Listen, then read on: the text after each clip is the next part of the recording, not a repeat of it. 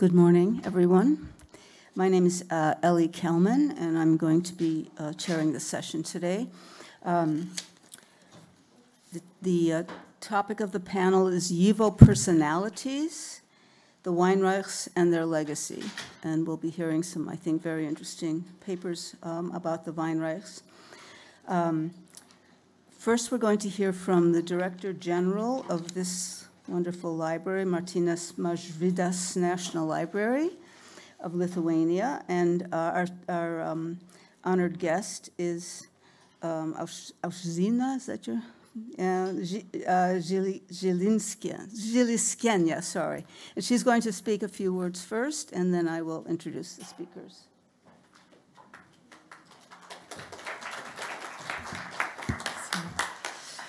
Good morning, dear participants of the conference, dear guests, ladies and gentlemen. It's a really pleasure for me to welcome you all at the National Library of Lithuania for this truly joyful occasion,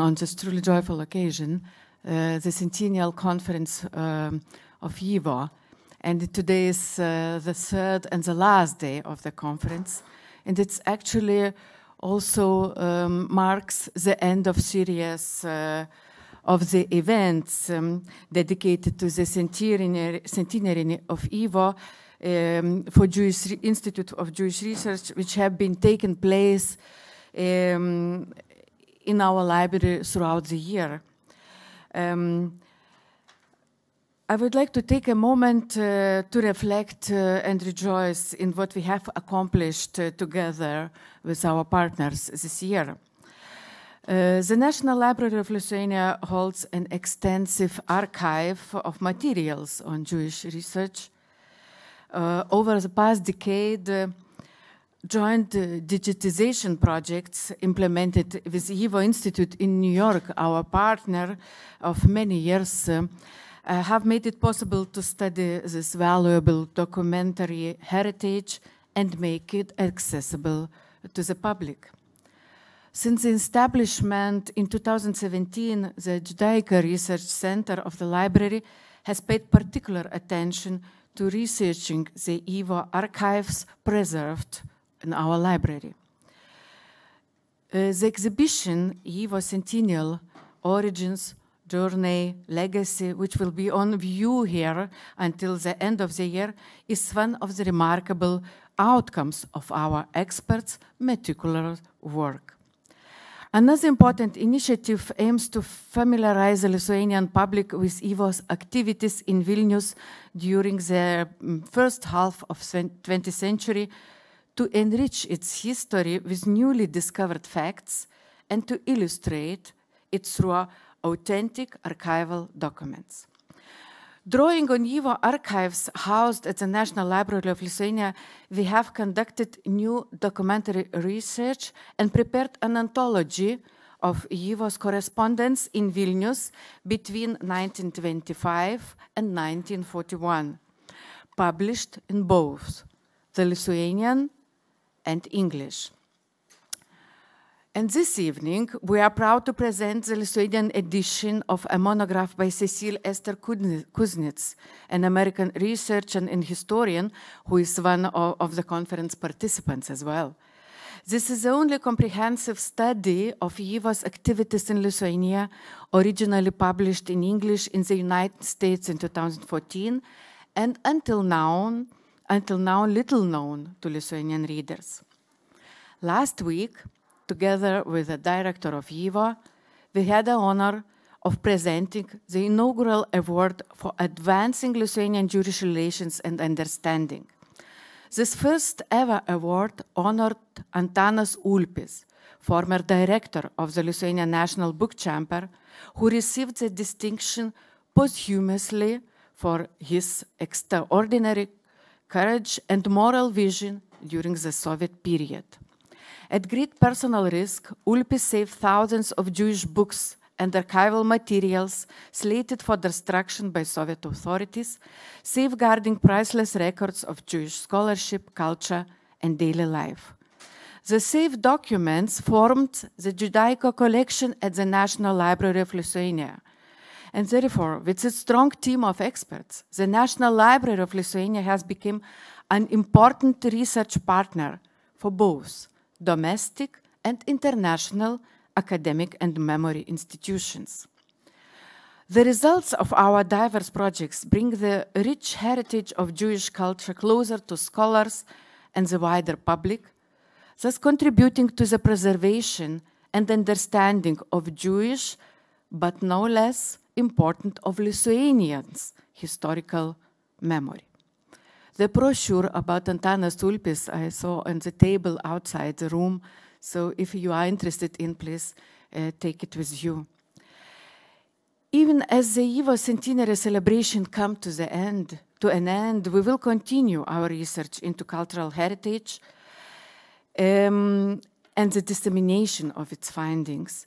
This remains one of the core missions of the National Library of Lithuania. I would like to express my sincere gratitude to our conference partner, Vilniaus University, and to my colleagues at the Judaica Research Center and Dr. Lara Lempertiene. Thank you for making this final day of the conference so meaningful. I wish everyone a fruitful exchange here at the National Library of Lithuania and beyond. I wish a successful last day of the conference. Thank you.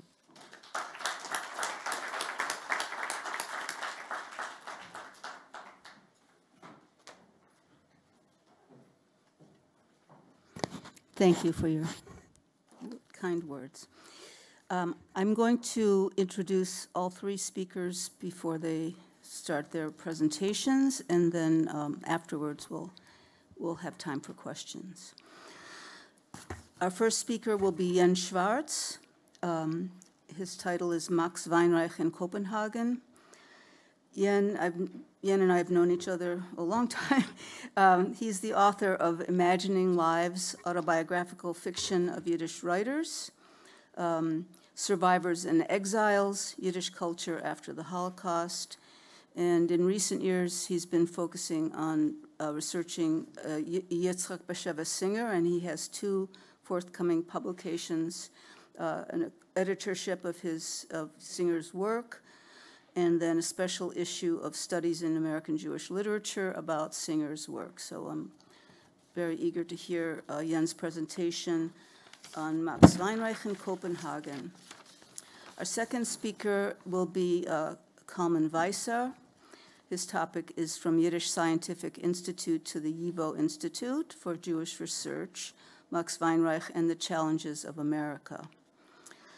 Kalman comes to us from York University in Ontario, and he's also published some very interesting works. He has a book entitled Chernovitz at 100, the First Yiddish Language Conference in Historical Perspective, and Jewish People, Yiddish Nation, Noach Prilutsky and the Folkists in Poland. Something I did not know until I read your bio, he has revised and expanded an edition of Shlomo Birnbaum's Yiddish, A Survey in Grammar, and Key Concepts in the Study of Anti-Semitism. He has two forthcoming monographs, one about the complex relationships across the decades between four Yiddish linguists, two Jewish, two Germans who became Nazis, and the other one is about refugee scholars and how they transformed the Yiddish Scientific Institute in Vilna into today's YIVO Institute. So that will be interesting to hear. Okay, so and then our third speaker is Alec Laser-Burko. This topic is the Weinreichs and the Yiddish of the Future. Alec is an independent scholar. He wrote his dissertation at the Jewish Theological Seminary in New York on the work of the YIVO Linguistic Circle in America in the post-war period. He lives in Warsaw and teaches Yiddish for the Workers' Circle. He is currently working on a Yiddish dialect dictionary based partly on the research of Uriel Weinreich. So we'll ask Jens Schwartz to come to the podium now.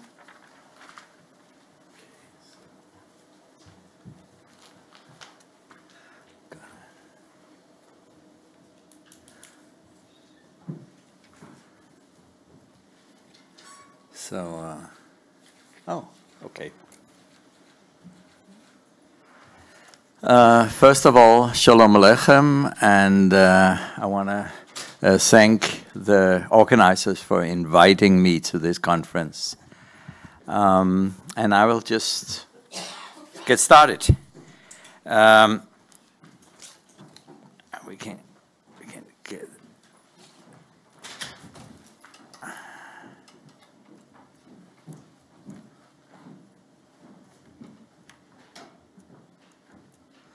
How do you actually move it on here?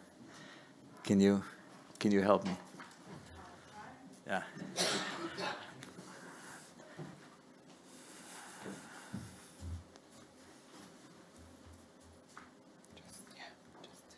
No, this one. Okay. Yeah. Okay. So this is our protagonist, Max Weinreich, and Shalom Aleichem, David Bertelsen and Max Weinreich each spent a few months in Copenhagen while fleeing war and persecution. Two of them traveled west to the Golden Medina. Bertelsen went east to Moscow to contribute to the development of Yiddish language and culture in the communist Mecca. Copenhagen was located on the periphery of Yiddish land, with a very small Yiddish-speaking community, situated just to the north of Germany and protected by Poland and the Soviet Union by the Baltic Sea. Denmark in 1939 was a politically stable, socially cohesive, monocultural democracy with a population of about 3 million people. Shalom Aleichem and his family fled to Copenhagen at the outbreak of the First World War, following a summer vacation at the Baltic Sea in northern Germany. A Yiddish-speaking community of several thousand recent Russian Jewish emigres, including my maternal grandparents, welcomed him as a guest of honor and celebrated his presence there with public readings of his works. Upon his departure in November 1914, a large gathering of Russian Jews saw him off at the Copenhagen harbor, waving farewell to him and his family. Shalom Aleichem exemplifies a Yiddish culture that still functioned as a collective, organic network with a mass appeal. David Bertelsen, belonging to the second generation of Yiddish writers, was a pioneering modernist. His novels and stories introduced Yiddish readers to the innovative literary currents of the European avant-garde. He and his wife and son stayed in Copenhagen for 16 months in 1934. They were on their way to Moscow, where, with some reservations, they decided to settle.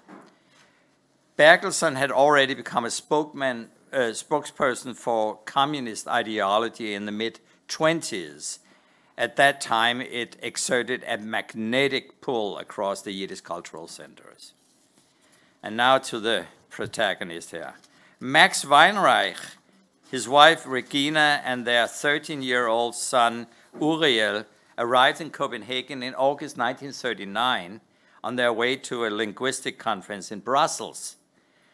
With war imminent, Regina returned to Vilna to join their younger son Gabriel and her mother.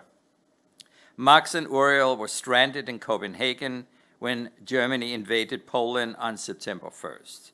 They spent the next 6 months in the Danish capital until they managed to travel to the US on March 12, 1940, just a few weeks before Germany occupied Denmark. Correspondence between Max Weinreich in Copenhagen and YIVO leaders in both Vilna and New York provides fascinating insights into how YIVO was transplanted to America at the beginning of the war. Copenhagen's Yiddish Cultural Association held a farewell party for Max and Uriel in March 1940, and 12 days later they arrived in New York. Regina and Gabriel managed to escape from Vilna and reach New York in January 1941. Prior to Max Weinreich's departure from Copenhagen, he wrote a preface to a revised edition of his 1935 study, Der Weg zu unserer Jugend. It was an anthropological analysis based on a competition for the best youth autobiographies written mostly in Yiddish. The contest resulted in an overwhelming amount of material received from young Jews all over Eastern Europe. Weinreich's Jugendforschung at YIVO, which he had initiated during a visit to Yale University in 1933, was based on an ideological agenda of Doigkeit, diaspora nationalism. The young people who contributed to the competition for the best autobiography were the foot soldiers in Weinreich's vision for the continuation of Yiddish language and culture in its centuries-old Eastern European habitat. As the Danish philosopher Søren Kierkegaard famously stated, quote, "Life can only be understood backwards, but it must be lived forwards," unquote. The 6 months in Copenhagen at the beginning of the Second World War was both an extension and the termination of Max Weinreich's pre-war Vilna period. As Kalman points out about Weinreich's plans in Copenhagen, quote, "Officially, his purpose lay in launching a fundraising and publicity campaign for YIVO while visiting America. He intended to return to Vilna after the summer," unquote. Weinreich continued to entertain this prospect when he was offered the chair of Yiddish studies at the University of Vilnius in the spring of 1940. But with the Soviet occupation of Lithuania in June of that year, Weinreich realized that the YIVO Institute in Vilna was doomed. Only YIVO in New York could provide continuity for the Institute, despite being located in a huge Jewish American community that was mostly indifferent and at times even hostile to Yiddish. But this realization took some time and was dependent on developments in the war, the Soviet occupation of Vilna in mid-June 1940, and Nazi Germany's invasion of the Soviet Union 1 year later. Weinreich's position as an exile in Copenhagen established the paradigm for his marginal intellectual, scholarly, and cultural position in New York City. That sprawling American Jewish communities had overwhelmingly replaced Yiddish with English. In Copenhagen, like Shalom Aleichem and David Bergelsen during their earlier brief stays, Weinreich was out of place, a refugee, an exile in search of a Yiddish-speaking community. Under the auspices of YIVO in Vilna, Weinreich published Die Schwarze Pinterlach, The Black Points, The Story of Writing, in 1939, as the first book in a series of popular works through which the Institute sought to reach a non-academic audience. It was a popular history of the art of writing from the Chinese, Egyptian, and the Semitic alphabets and orthography through the developments of pre-modern and modern Yiddish. In the final chapter, Weinreich presented the standardized YIVO orthography as the crowning achievement of the YIVO Institute in collaboration with a representative from the Yiddish school organizations. As David Roskis points out, the YIVO standard orthography was crucial for Weinreich's vision for YIVO as the creator of a new secular scripture.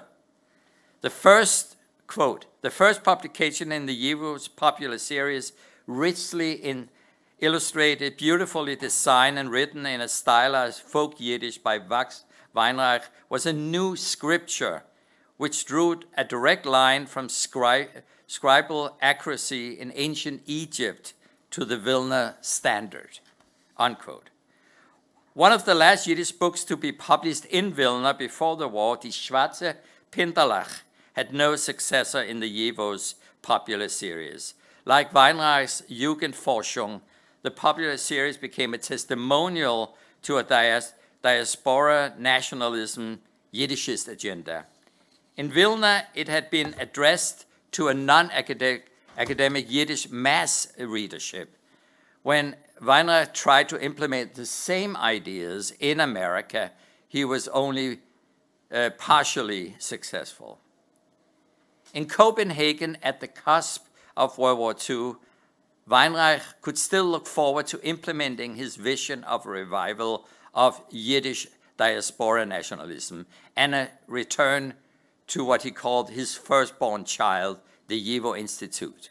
During his sojourn in Copenhagen, Max worked on a dictionary of the Yiddish literary language, while his son learned Danish in a high school.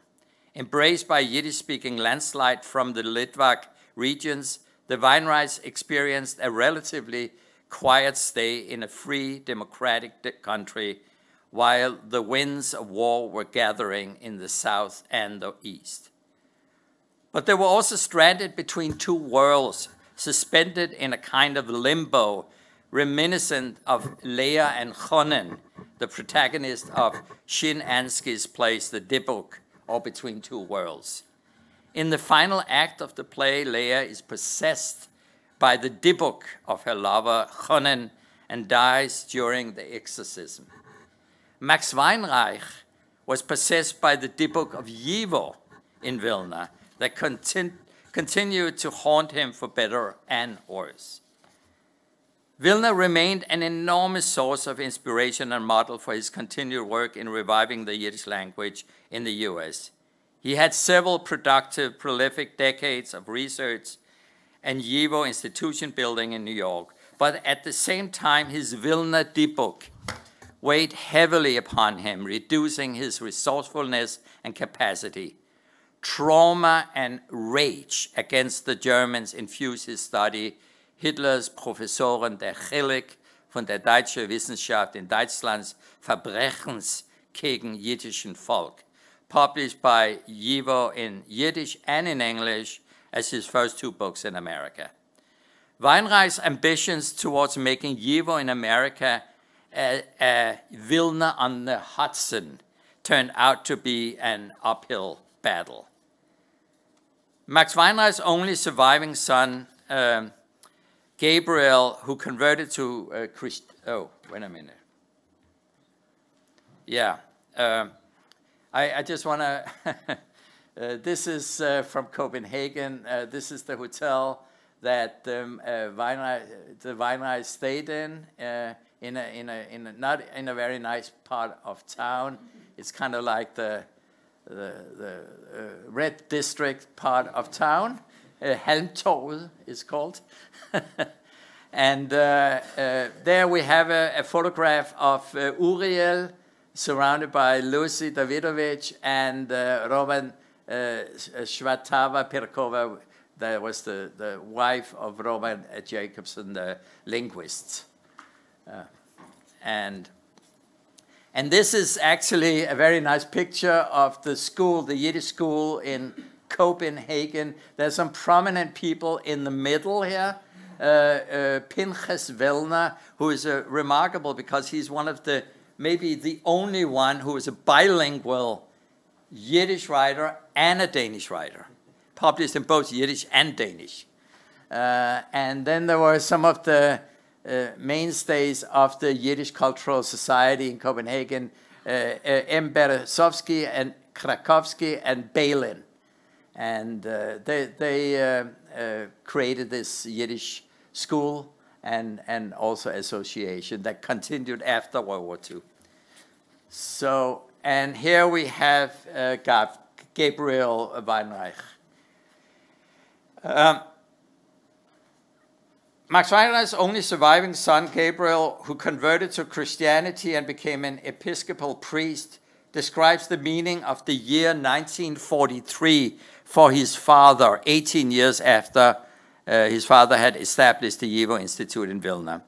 Quote, From the point of view of what my father had expected would happen in the future, everything ended, once and for all in 1943. And the oldest son was devoured in body and soul together with the life in which he had lived. There was no way to replant an 18-year-old tree so that after 18 years a new tree would grow. What was lost was not only the tree, but the ground in which the tree grew. And in order to rebuild a second time, it required not only a process of planting a tree, but a geological process of creating the ground in which the tree would grow. A geological process of 1,000 years of Yiddishkeit, Yiddish Jewishness. So, do I have time? Yeah, okay.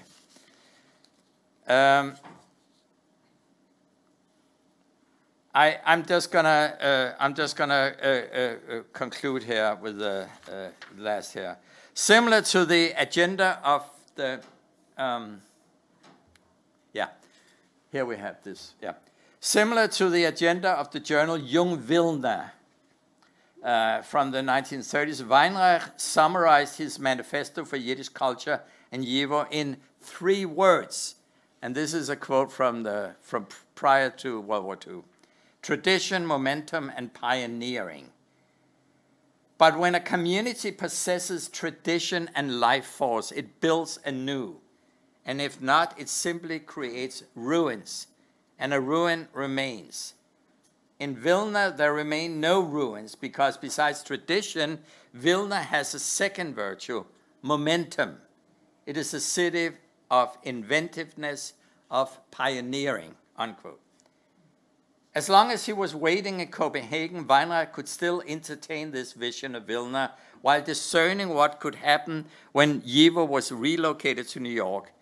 The loss of both tradition and the spirit of inventiveness.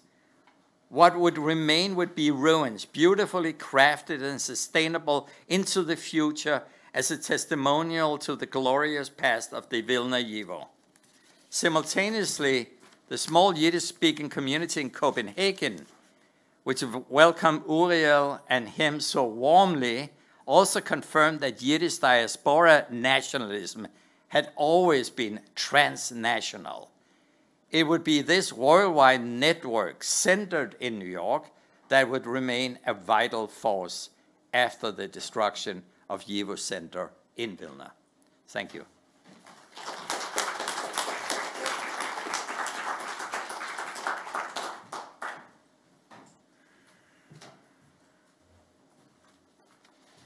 Okay, so it's now my turn to struggle with the slides. How do I exit? I have to exit this thing. Yeah, I mean, I'm hoping my slides are here. You didn't send me. I did. Nope. What? Yes. Someone sent me an email saying I have the slides. So then it's here. No. It's in this, I guess. I mean, I have them, but I have my computer here.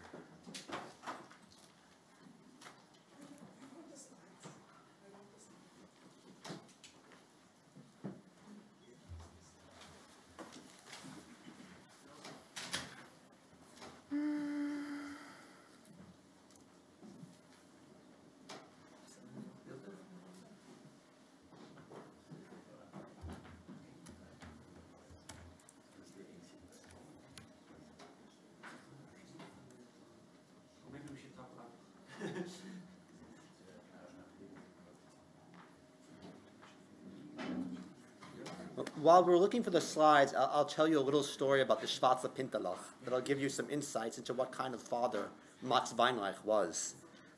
This was a birthday gift for Uriel, and everybody who attended his birthday party was supposed to receive a copy of the Schwarze Pintelach. Somehow my USB... gal gali kažkas ateiti iš techninių darbuotojų? More stories. I have endless stories about Max and Uriel. Someone should write a book about them. Dabar gerai. Is your USB here with Now it's working, yeah. It's working? Great, yeah. Sorry, That's okay. It's a lot on your mind. Yeah.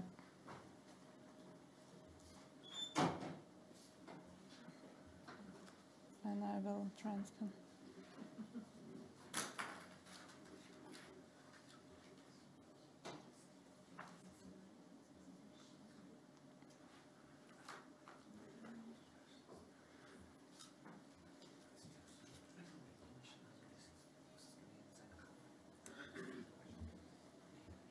Just this one.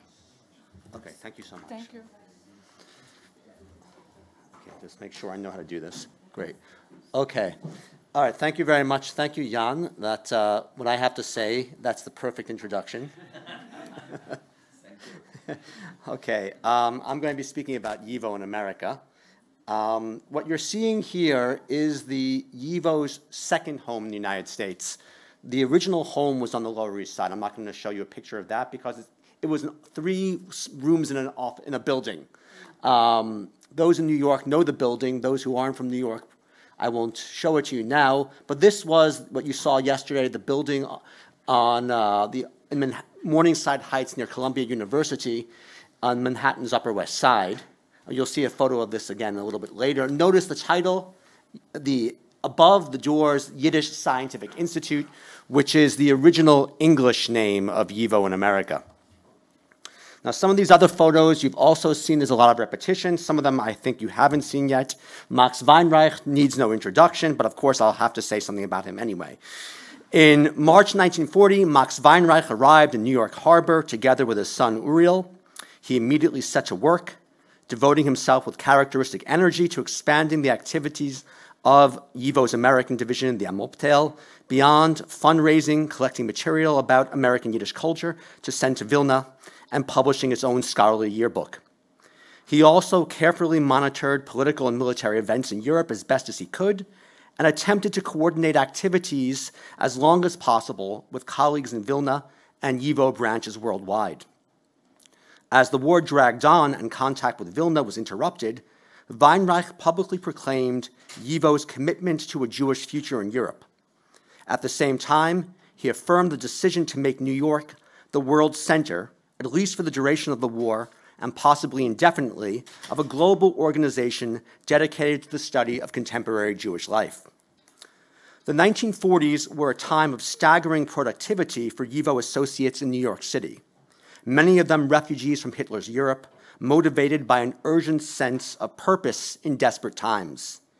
YIVO not only reclaimed a large part of what had survived of its European collections, it produced an impressive array of publications on diverse topics in the areas of modern Jewish history, demographics, sociology, linguistics, literature, and psychology, as well as works concerning more general topics such as language and race relations in the United States. The opening nights of its annual conferences drew crowds as large as 2,000 people, and its public lectures, adult education courses, and other events acquainted a broad audience with the latest in scholarship about contemporary Jewry. It hosted exhibitions about aspects of American and Eastern European Jewish life, including the recent genocide and the fate of survivors, from whom it collected testimonies immediately after the war. Indeed, long before scholarship after the Holocaust was widespread, YIVO scholars were pioneers in documenting and studying it, a topic we heard about yesterday. Just to show you some of the individuals who were already, the two on the left, this is Shalny Shmulniga and of course Yankov Shatsky. They were already present in the United States before World War II began. They were active in the creation of YIVO's American division in 1925. And on the right is Cherikavel, about whom we heard so much yesterday, who arrived during the war. Notice the dates of their deaths. Cherikavel was the very first to die. His death notice appears in the very first issue in 1943 of Yidish, which was a bilingual newsletter, which is very significant in itself, the attention given to English. And the other two died about a decade later. What I'm getting at here is this is a generation with a finite lifespan. By the end of the decade, by which I mean the 1940s, many colleagues and observers questioned not only Max Weinreich's vision of broadening YIVO's mandate to make it a center for the study of American as well as Eastern European Jewry, They questioned the very wisdom of pursuing a future for the Institute beyond circles of surviving Eastern European Jews transplanted to new continents. Weinreich's eventual ousting as YIVO's research director and the changing of its English name reflect the struggle over the Institute's direction and identity as it negotiated the difficult transition from an Eastern European to an American institution. Could the United States replace Eastern Europe as the world's most important center of Jewish intellectual and cultural life in the aftermath of the war? This was the question Weinreich posed rhetorically at YIVO's 1941 conference. America, with its more than 4 million Jews, possessed a larger Jewish population than Poland and the 3 Baltic states combined, and was significantly more prosperous and physically secure. But it was young and still culturally and intellectually reliant on Eastern European Jewry, at least from the perspective of Eastern European Jewish intellectuals in America. Several of Weinreich's YIVO colleagues doubted American Jewry's capacity for leadership, whether openly or in private. In Weinreich's appraisal, American Jews were at best willing to give money for the study of contemporary anti-Semitism by advocacy organizations and for the production of apologetics to combat it, but not for the study of all facets of Jewish life and its strengthening by an academic institution. This was reflected in the paltry amount of financial support offered YIVO by mainstream American Jewish welfare organizations. YIVO relied instead on the individual contributions of immigrant Jews and their social and cultural organizations, such as the Workmen's Circle and labor unions, as well as a handful of wealthy patrons.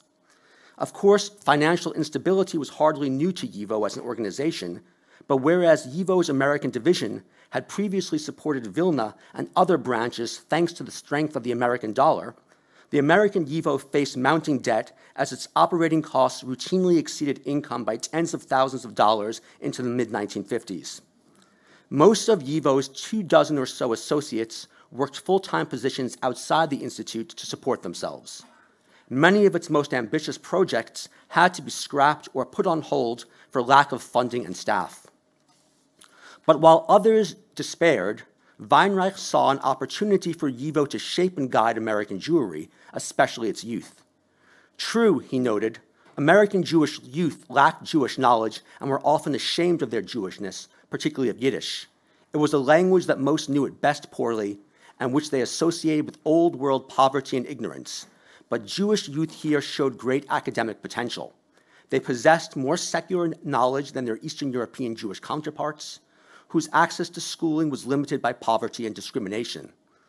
Introducing them to highbrow Yiddish culture, such as through annotated bilingual English-Yiddish editions of Yiddish literature, and to the YIVO scholarly tradition more broadly, he argued, would help them to show them a way to live proudly and productively as Jews in the modern world, and to rid them of what he considered internalized anti-Semitism. Under YIVO's tutelage, American Jewry, at least a vital core, would come to embrace Jewish cultural distinctiveness beyond religious identification and be made ready to assume global Jewish intellectual leadership. Weinreich championed the idea of what he called a Wiederwuchs, a regrowth of scholarly forces after the Holocaust. He proposed training an initially small cadre of researchers in the YIVO academic tradition, not only to raise the caliber of Jewish studies in America, but to integrate it into American academia. Using the newly published textbook College Yiddish, authored by his son Uriel, Weinreich taught the first 4-credit courses in Yiddish language and literature at an American university at New York City College, and this is what you're seeing here from 1947. He also taught alongside colleagues in YIVO's research training program, the continuation of the European Aspirantur. Throughout the 1940s, in addition to offering intensive courses in Yiddish linguistics and literature and folklore at UCLA in the summer of 1948. These courses drew a number of budding scholars who later became prominent Yiddish scholars in their own right, including Uriel and Joshua Fishman. So I'm just showing you here, that's Joshua Fishman, Shikl Fishman in the middle, that's Uriel and his future wife Bina on the right, and that is Hanam Lotik together with Max on the left, all of whom became important figures in Yiddish scholarship and YIVO's history, who attended the 1948 summer program in Los Angeles. For such impressive achievements, YIVO and Weinreich drew praise in the Jewish press and growing recognition among American academics. They also attracted, however, withering criticisms in Yiddish cultural circles that questioned whether YIVO was fulfilling its historic mandate. Some critics objected that YIVO had lost its way by devoting too much attention to the United States and made too many compromises with English, when its primary duty ought to be documenting and preserving the legacy of a murdered Eastern European Jewry. YIVO would do better, they argued, to leave producing a multi-volume history of the Jewish labor movement in the United States to the American Jewish Historical Society, and the study of anti-Semitism to B'nai B'rith, for example. Writer Isaac Bashevis Singer, for one, complained that YIVO was not doing enough to record the treasures of the Yiddish language and its customs, while competent Eastern European-born speakers and scholars were still to be found. Of course, this is Singer on the right. On the left is Yuval Malk, the famous linguist that I'm sure you'll hear about soon from Laser. I show him here because he was another one of the figures who very much opposed YIVO having an American mandate, believing that YIVO should focus on the Eastern European Jewish past. Other voices to the contrary protested that YIVO dwelt too much on the past. It ought to publish instead an English-language journal for popular consumption and offer conferences in English in order to reach a larger audience and to raise funds desperately needed for its survival among donors for whom Yiddish was a relic of the immigrant experience. And yet other voices complained that YIVO had turned its back on the immigrant East Side, the working-class Jews and their organizations who were its mainstay supporters. They variously reproached YIVO with moving its offices to patrician Morningside Heights, and that's what you see here, very far from the Lower East Side, where scarcely a Yiddish word was heard, with publishing a snobbish YIVO Yiddish, full of highfalutin Hebraisms and unintelligible neologisms, and with futilely seeking to attract an uninterested American youth that considered scholarship and Yiddish to be mutually exclusive. Such contradictory critiques highlighted the fundamental question of who was YIVO's intended audience in the aftermath of the Holocaust. If YIVO was to remain an institute created, as Yuval Mark once remarked, from the folk, for the folk, and with the folk, who was the folk YIVO strived to serve in the present and the future? Yiddish speakers wherever they were to be found in concentrated masses, an English-speaking American Jewry that had achieved or was aspiring to achieve bourgeois respectability, or only those aging, largely working-class groups within American Jewry that explicitly supported Yiddish culture. Symbolic of debates about YIVO's direction was the post-war question of its English language name. Weinreich acknowledged that YIVO's English name, the Yiddish Scientific Institute, was a poor translation of Jiddischer Wissenschaftlicher Institut. Since Yiddish meant both Yiddish and Jewish in English, and science usually meant the natural, not the social sciences. But as he and others opposed to the change pointed out, YIVO was called into being foremost for the purpose of conducting research about Yiddish-speaking Jewry in Yiddish. Changing its English name as a means to draw a broader audience and raise more money for its operations represented to Weinreich a capitulation to the prejudice that all things Yiddish were inferior. Further, he feared that Yiddish would first disappear from the Institute's name, then from its signs such as the Stippen and Ziehen on the doors, and finally from the Institute itself. But while Weinreich objected to changing YIVO's name, he too had criticisms of the Institute's direction. In his estimation, YIVO had become chiefly a library and an archive in America. While collecting books and documentation was always one of YIVO's pillars of activity, he complained that the Institute was underperforming in the areas of research and publications. Most importantly, it was not doing enough to train systematically a new generation of scholars to carry on its mission. The aspirantur limped along in the 1940s as students left to join the US military or to pursue gainful employment, an option seldom available in pre-war Europe. Beginning in the summer of 1950, a frustrated Max Weinreich took leave of absence from YIVO to devote himself to work on what would become his magnum opus. So satisfied was he with his time away and the renewed pleasure of long days devoted to research rather than administration that he extended the leave for an additional year.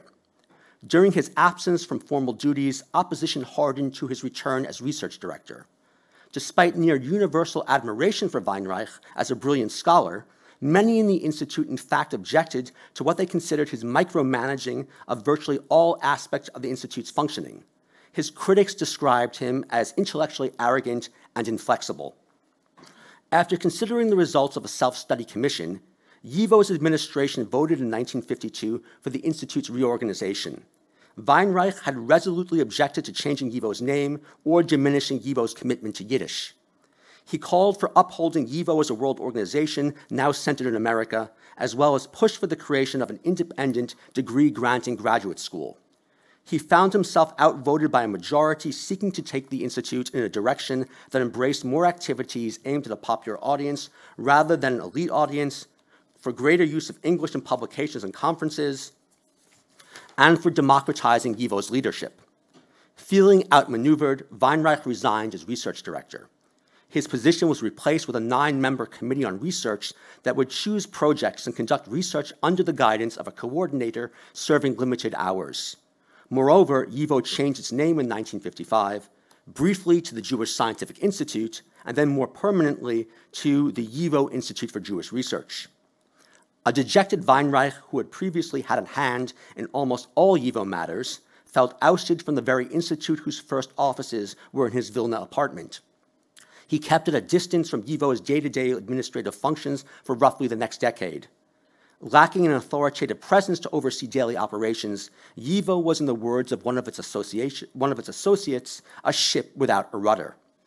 The Committee on Research, which met about once a month, exercised only loose control over research to the detriment of large projects requiring much supervision and coordination, such as YIVO's joint project with Yad Vashem to produce bibliographies of sources about the Holocaust and histories of destroyed communities. Moreover, by the late 1950s, YIVO's research journals were appearing with decreasing frequency. The chief culprits were a lack of funding, declining readership, and the dwindling number of personnel capable of contributing to and editing its Yiddish language publications as the ranks thinned of scholars educated in pre-war Eastern Europe.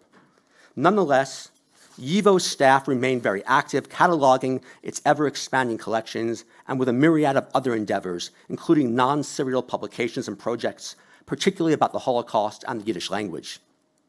Neither Weinreich nor his influence permanently left YIVO, however. Refusing to acknowledge his hurt, he continued to sit on YIVO's executive board and participated in its conferences and various academic projects for years to come. Ironically, his distance from YIVO afforded him time to complete his Geschichte von der Jiddische Sprache, what he called spiritual weapons for those who come after me. Following his retirement from City College in 1964, he again became a regular presence in YIVO's building, so much so that its newly appointed executive director, the young Shmuel Lapin, complained that Weinreich had made himself the de facto head of the Institute, who insisted on approving its every decision. Weinreich also renewed his agitation to obtain a charter from the New York State Board of Regents to create a YIVO graduate school and championed the creation of an immersive language program for high school and university students. In retrospect, it is difficult to imagine that Weinreich could have fulfilled all the goals that Max Weinreich had set for it. Sorry, that YIVO could have fulfilled all the goals that Weinreich had set for it. This, by the way, this is the charter for the YIVO Center for Advanced Jewish Studies, posthumously called the Max Weinreich Center, and this is the 1970 class of the summer Yiddish language program. But Max Weinreich was a maximalist who believed that only by aspiring to what he called Vilna standards, whether it be, for example, in the correct spelling of YIVO, of Yiddish, or in the thoroughness of research, only in this way could YIVO make modest accomplishments. Even in moments of his greatest despair about the future of Yiddish and YIVO, he did not surrender the conviction that American Jewry, if only a small academic elite, could be shaped by YIVO to ensure that not only the Institute, but the Jewish people would have a future worthy of the intellectually distinguished past.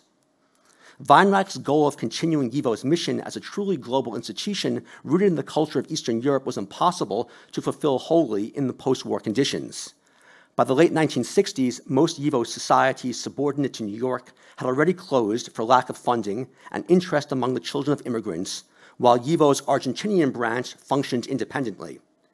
nor did YIVO become the leading center for the social scientific study of American Jewry, as Weinreich had initially hoped. American Jewish organizations and universities instead came to fulfill this role. But without Weinreich's dogged pursuit of a program of research and training, as well as collecting, a grossly underfunded YIVO would likely have closed its doors not long after the demise of the Eastern European-born generation. While he never saw the publication of his 4-volume Geschichte von der jiddischen Sprache, History of the Yiddish Language, Weinreich witnessed shortly before his death in 1969 the realization of 2 major projects reflecting his commitment to YIVO's future and the future of Yiddish studies. These were the creation of an intensive Yiddish language and culture summer program and the birth of the YIVO Center for Advanced Jewish Studies, what was posthumously renamed the Max Weinreich Center. The 2 programs educated thousands of students, helping to make possible not only the transmission of knowledge following the irreparable cultural rupture created by the Holocaust, but also facilitated the integration of Eastern European Jewish studies into American academia. They fortuitously arrived at a moment when American academia was becoming more receptive to ethnic studies, and a part of American-born Jewish youth was eager, as Max Weinreich anticipated, to recover a lost heritage and to apply innovative and up-to-date scholarly approaches to its examination. As one of the few great Yiddish scholars and YIVO co-founders to escape the Holocaust, Weinreich helped to ensure the transmission of Yiddish scholarship and the survival of YIVO as an institution following the destruction of more than a generation of Jewish scholars and the dispersion of the folk from whom YIVO derived its purpose and vitality. Of course, he was not alone in this task, but his personality and his vision left a dominant imprint on YIVO for decades to come. Thank you.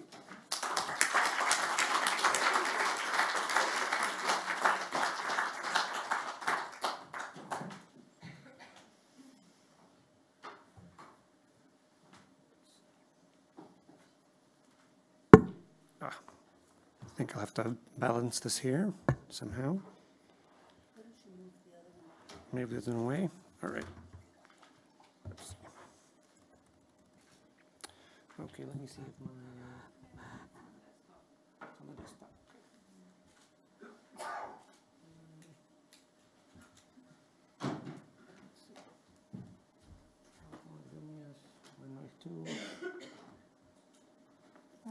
Just close this one. And this. And Weinreich too? Oh, This Vilnius? Malinachinsky? No. This one. Ah, this one. Okay.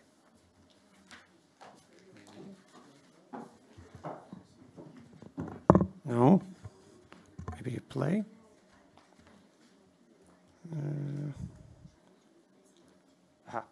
Okay.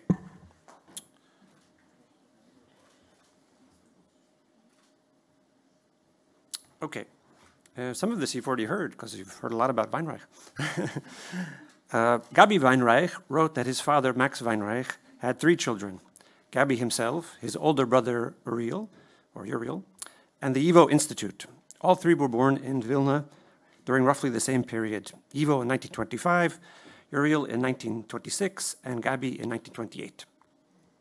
I would argue that Max Weinreich also had a 4th offspring, Standard Yiddish, the normalized variety of the language that he and his son Uriel spent most of their lives codifying. The term Standard Yiddish itself does not seem to have been used in English until the early 1940s, though I could be wrong about that. It appears on the English title page of the New York YIVO's journal Jiddische Sprache, which began publication in 1941.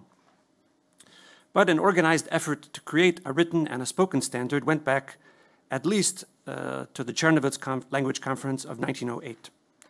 The Czernowitz Conference called for discussion of the status of Yiddish, the orthography, grammar, use of foreign and new words, and a dictionary, all aspects of planning a standard language. Let's see, how do I make it go? The founding of YIVO was itself, in part, a fulfillment of the Czernowitz agenda. The Vilna YIVO was modeled on other scientific academies in which the philological section often functioned as a sort of language academy. This is still the case in Poland and Ukraine, for example, though it does not seem to be the case in Lithuania anymore or in other Baltic countries.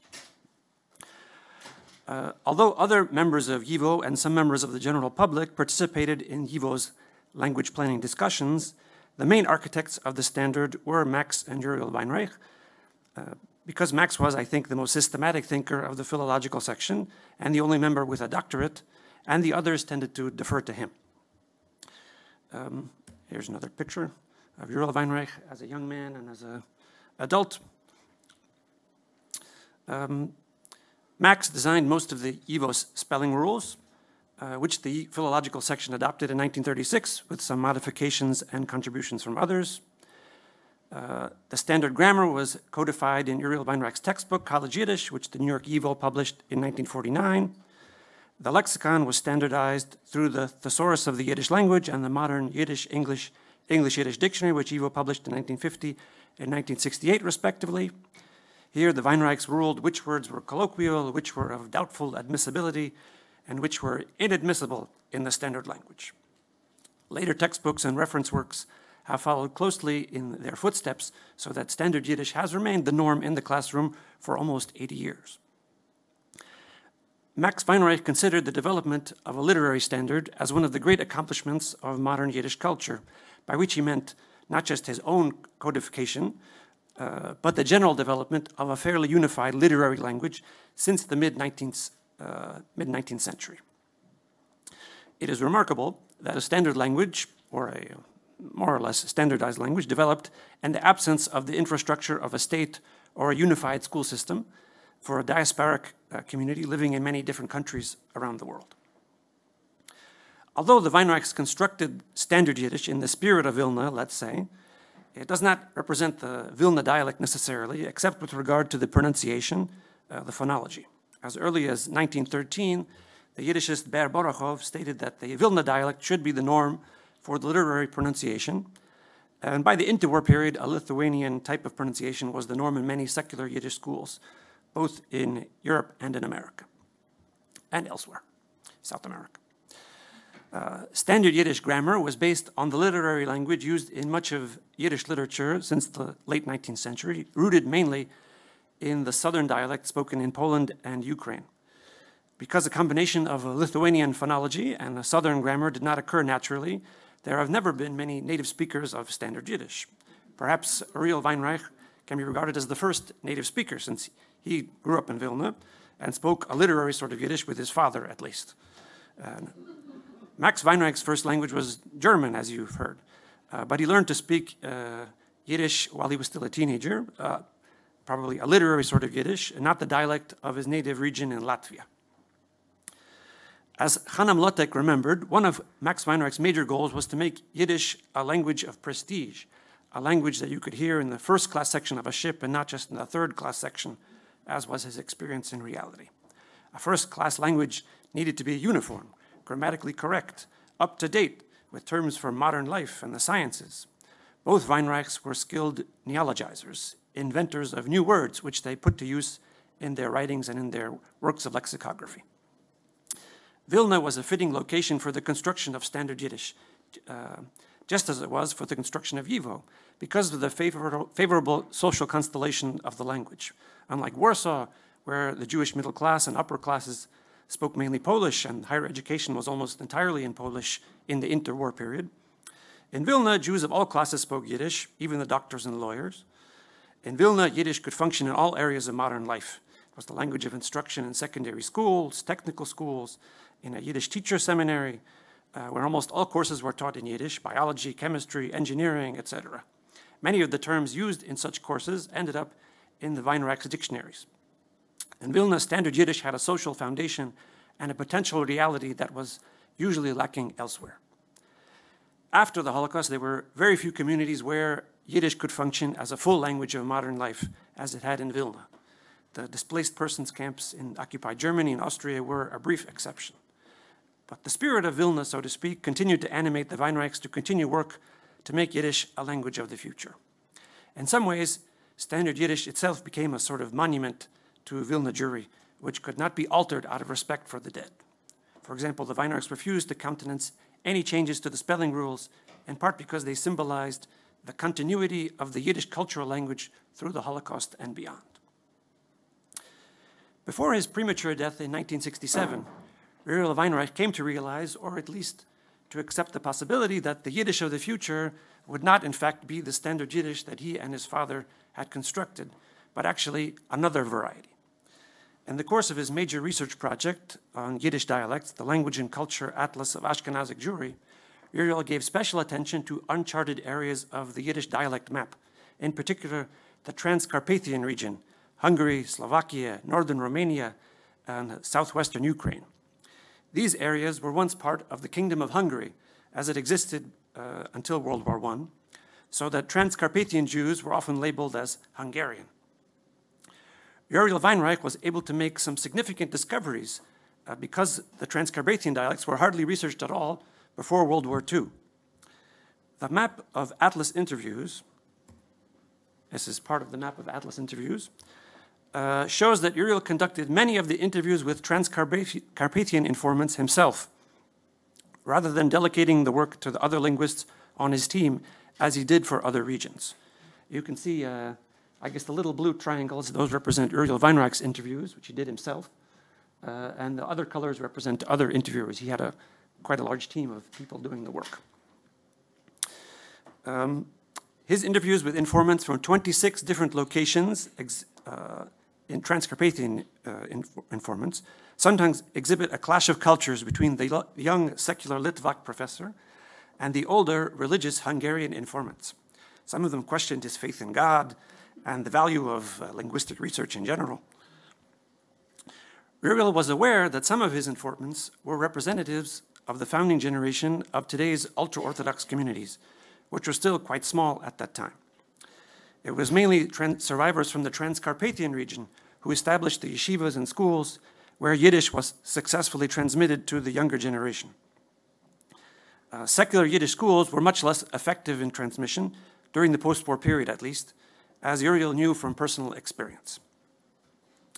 He foresaw, and he wrote this in his published articles and private letters to other scholars, that the young dialect of the Hungarian Unterland, which is part of Hungary, Greater Hungary, which was until now too new and too mixed to be important for Yiddish dialectology, will perhaps become important in the future, seeing as it will probably outlive all of us. By us, he meant secular Vilna-type Jews. Indeed, the children and the grandchildren and great-grandchildren of the mainly Transcarpathian survivors are the ultra-Orthodox and Hasidic Jews of today, who mainly speak an offshoot of Transcarpathian Yiddish that is often called Hasidic Yiddish. Hasidic Yiddish does not have a standard orthography or grammar. There is no dictionary, and if there were one, probably very few Hasidim would use it. There is a small thesaurus and a rhyming dictionary which can be used for writers and rhymesters. In general, ultra-Orthodox Jews are resistant to rules that do not come from the Torah. There are exceptions, but ultra-Orthodox culture is generally lacking in the Weinreichian quality of scientificness or Wissenschaftlichkeit. But their speech has undergone a sort of informal standardization over time simply by living together in the same communities over several generations. The success today of Transcarpathian Yiddish is remarkable and ironic, given its marginal status in the larger world of Yiddish culture before World War II. Very few Yiddish writers or cultural figures of note were born in the Kingdom of Hungary. Jews, well, I'll show you, this is a dialect map. Shows you where Vilnius and Satmar are on the map, and two very distant locations. In fact, it's hard to get more distant from Vilnius than... All right. Jews in the western part of the country, of Greater Hungary, that part was known as the Oberland, and they originally spoke a Western Yiddish dialect, which is sort of that area west of Satmar. But by the interwar period, many of those Jews had already shifted to Hungarian or German. The eastern part of Hungary, known as the Unterland, was a center of Orthodoxy and Hasidism, but even there, many Jews had shifted to Hungarian. The city of Satmar, after which the largest contemporary Hasidic group is named, had a small community of fewer than 13,000 Jews, and it was not even a major center, Hasidic center before World War II. Transcarpathian Yiddish was linguistically further removed from Vilna than other Eastern Yiddish dialects, not only due to geographical distance. Uriel Weinreich discovered that the Unterland dialect had a Western substrate. At an earlier time, before the arrival of many Jews from Galicia and Bukovina, the Unterland Jews, the Jews in Eastern Hungary, had spoken something similar to the Oberland dialect, a Western dialect. Western Yiddish is sort of like the kind of Yiddish they had spoken in Germany once upon a time. Transcarpathian Yiddish included many Hungarian, German, and Romanian elements because it had developed in a less Slavic milieu. Many words and constructions shared by the other Eastern dialects were foreign to Transcarpathian Jews. The Weinreichs encoded Standard Yiddish with a stereotypically Litvak or Jewish Lithuanian values. Rationalist, systematic, intellectual, elitist, highbrow, secular, progressive. It was designed to fulfill high culture functions, especially in the classroom and as a written language. These associations linger even today, which is a reason it does not feel Hamish or Heimish for ultra-Orthodox Jews. Transcarpathian Yiddish, on the other hand, is stereotypically Hungarian, anti-rationalist, messy, devoutly religious, populist, lowbrow, reactionary. I'm exaggerating here, but I asked one Hungarian, and she said that I was right, except for the religious part. In the ultra-Orthodox and Hasidic community, Yiddish functions mainly as a spoken language, much as it did in pre-modern Jewish society. Higher functions are mainly reserved for Hebrew, Aramaic, and English.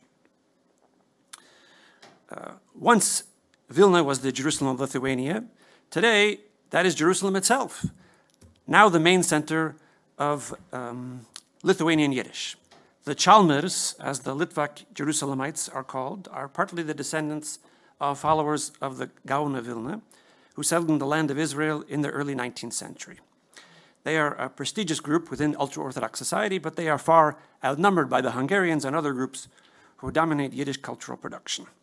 This is actually a guy who has a podcast, or several podcasts.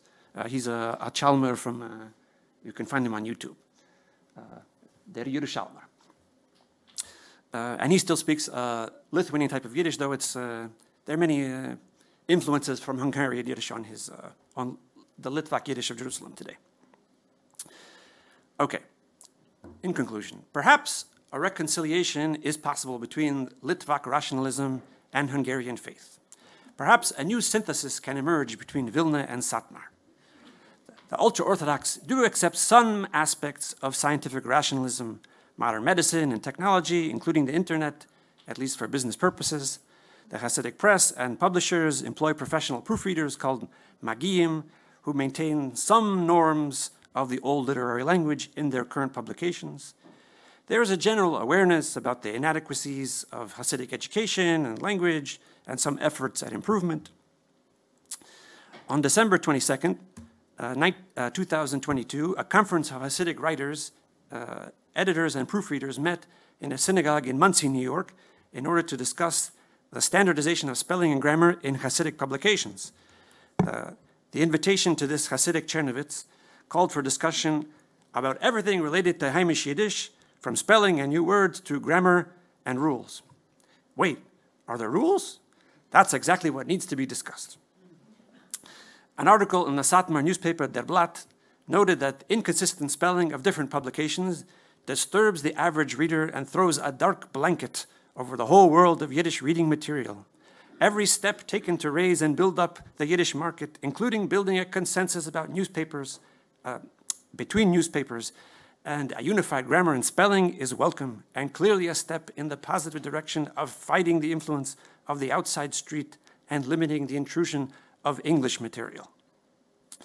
Because the ultra-Orthodox generally avoid reading anything that is not from their world, there is hardly any awareness that Yiddishists and other writers have had similar discussions about spelling and grammar since the late 19th century, or that a standardized orthography ever existed.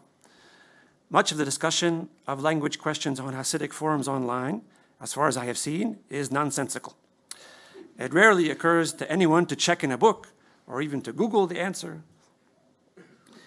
Partly because of Uriel Weinreich's dictionary has been available for free online for many years, some Hasidim consult it.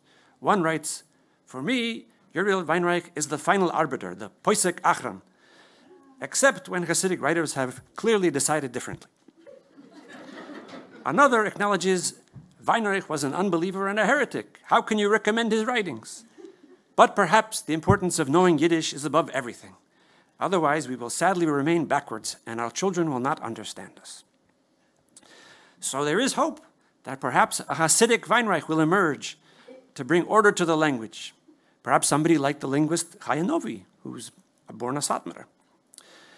The Rebbes may yet tell their followers to watch their grammar, just as they watch their language to avoid evil speech, Lashon Hora.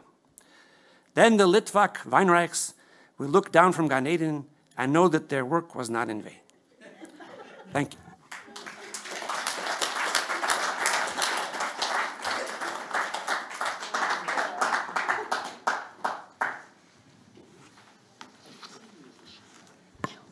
Well, thanks to all three of you for some very interesting, stimulating papers.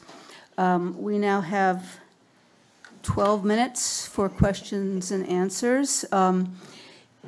I would just request that you, as you give your question, also state your name, because I didn't meet everybody personally, and I want to be able to call on you by name.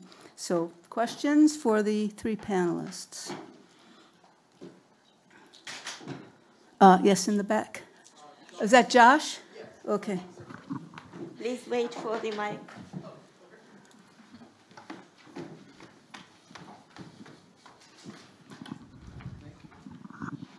The name is Joshua Zimmerman. Speak up. Hecher. I have no idea. Can you tell me if it's on? Yes. Okay. Okay. So Joshua Zimmerman from New York. I wanted to ask Kalman a question. You made one reference to a New York chapter of YIVO before 1939. I think you made that reference. And can you discuss that? Because I wasn't aware of this New York chapter and like who was in charge, what kind of activities were there, and what was it, this New York chapter of YIVO between 1925 and 1939? Okay. Thank you. Should I just speak from the stage like this? I think we should. I'd like to there's just. a mic. Calvin, I'd like to collect a few questions first, and then yep. Other questions? Oh yes. Can you say your name, please? I can't even really see you. I see your hand, but Yehuda? Okay. Mm-hmm. Thank you very much for wonderful presentations. I want to address my question to Laser. Today there's a renaissance in the Haredi world, online, places like Yiddish Welt and Kavestibel and other online forums. Have you found in these forums any awareness at all, maybe outliers on the margins of the more enlightened, aufgeklärte Hasidische Yiddishisten that are aware of Weinreich's work at all? Because the impression I got from you is that there is almost no awareness at all. And is there any attempt to come to terms with Weinreich and standardization in any significant way? Because I myself have seen some attempts, like on Kavestibel, there was a manual for writing proper Yiddish, especially the grammar. Grammar is almost nil, and everything is they. No, that, does, it doesn't exist. Mm. So if you can expand a little bit more on that, I would really appreciate it. Thank you. Great. Okay. Any other questions? Okay, great. So, Joshua, you want to state your question again for comment, please? I remember the question. Okay, go ahead. We weren't overwhelmed with questions that I forgot. All right, okay. Does this works? Yeah. Okay. So thank you for the question. As you know, YIVO had branches, and there were Friends of YIVO societies around the world. One of the main branches was New York, and it provided a large part of the funding for Vilna and other branches. In fact, it was founded in 1925, and it was located in the Hayas building on Lafayette Street, which is, Joseph Papp later took over this building. What did it do? It had its original functions, apart from fundraising, were to collect American Yiddish materials. It also had two issues of its own yearbook. It did research, but its main function was collecting materials, many of which were to be sent to Vilna. And this is precisely a relationship we didn't adequately touch on for lack of time, but the relationship between the center and the periphery, where New York was the periphery and was sending, like elsewhere, materials to Vilna, and that relationship changed. There was also an organization called the Central Jewish Library and Archive, which its board was almost entirely the same people as the American division of YIVO, which was meant to be a kind of library for Yiddish-speaking Jewry. You know, they got issues of all the major Yiddish newspapers they were collecting. In 1939, they fuse, and that becomes the kernel, the core of the American YIVO. Okay, Laser? Okay, as to the, I think there's like a very small minority of a few like people who are interested and are willing to read Treif and Bicher, you know. And so I know a couple of such people. And there are also people who are regarded as experts within the community, who are experts, you know, and who have like a memory and some knowledge of the older literary language, which is with the der die dos and etc. And they try to sort of fix things up, but that's a tiny number of people, and of course their efforts are I don't want to say in vain, but have a very limited effect on the larger community. In general, I think there's this small group of people who are interested in such things, but the general community is not aware of anything. You know, I don't think they even know that the YIVO exists. That they probably walk by the building and are, wow, look at that. I mean, that's. I remember one time I walked by. I walked by YIVO, and there were two Hasidic policemen standing outside, and they must have been some special patrol that was assigned, you know, for the community, and just by chance they were stationed there, and it was the first time and the only time I ever heard people, you know, conversing in Yiddish outside, at least policemen. Thank you. Another question? Yes. Mm-hmm. Thank you very much. Good morning to everybody and everyone. And I have probably a question to a Kalman. I'm not sure exactly, but probably for you. And question is, we usually talk about the Sammlers and about the documents and about the archives, how the documents goes from one side of ocean to another and so on. But it is really one big problem that still the scholars struggling with this, it's fundraising. Did you find any schemes, any networks or any, I don't know, some systematic works, how the YIVO in the New York make a fundraising? So that it's a little bit probably outside, not a scholarly question, but really very practical, but it could be really very interesting to know, because the YIVO was not without any support of the state. So the fundraising was the most important thing probably in all times of YIVO work. Yeah, thank you. When I started to write my book about the history of YIVO in America, I thought of dividing every chapter based on fundraising sources. Because like every institution, fundraising is the heart of the institution, because YIVO is a private institution. What makes the American situation, I think, unique is two things.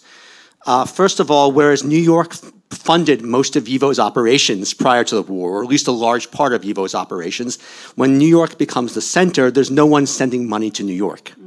It can't rely, and the other branches of YIVO are asking YIVO in New York to send them money, and it doesn't have enough money for itself. Of course, you have a wealthy American Jewry, but the major Jewish organizations aren't giving money. So they're relying on individual subscribers and Jewish labor organizations.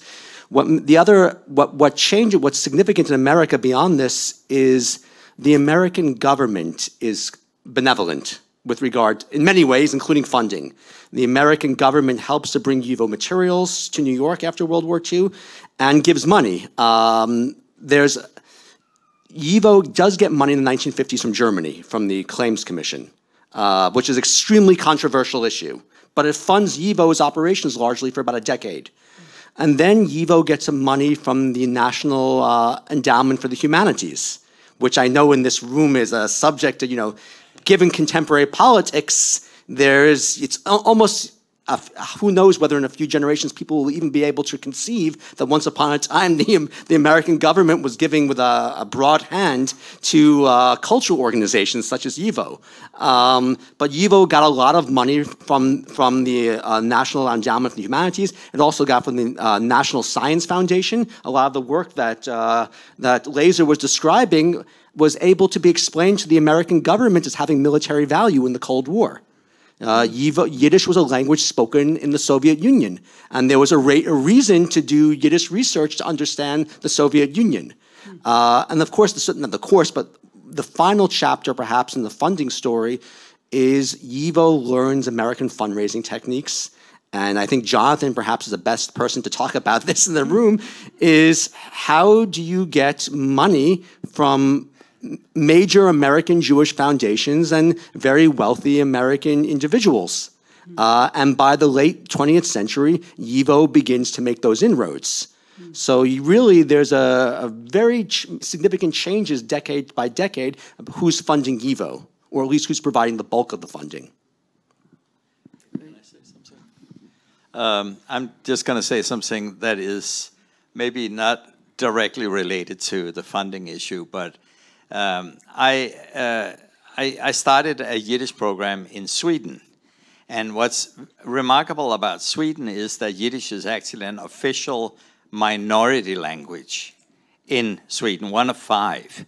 So the funding is actually coming from the government, which created not only a position, academic positions, but also supports culture and media and publication of Yiddish books in Sweden. And it's interesting because the model there is Weinreich. This is like almost, of course you have to make a distinction from the Soviet model of supporting Yiddish, but it's the same kind of engineered from the government, and the model is Weinreich. And of course, I have had several students that have looked into the ultra-Orthodox. That has been some very interesting theses about that. But the real structure there has always been Weinreich, and that's the way when you publish books in Sweden, Yiddish books, at various publishers, it's always the YIVO orthography that is used there. Thank you. I think we need to end now. I'm sorry. It's been a very, very, very stimulating, interesting panel. I want to thank all our panelists and all our questioners.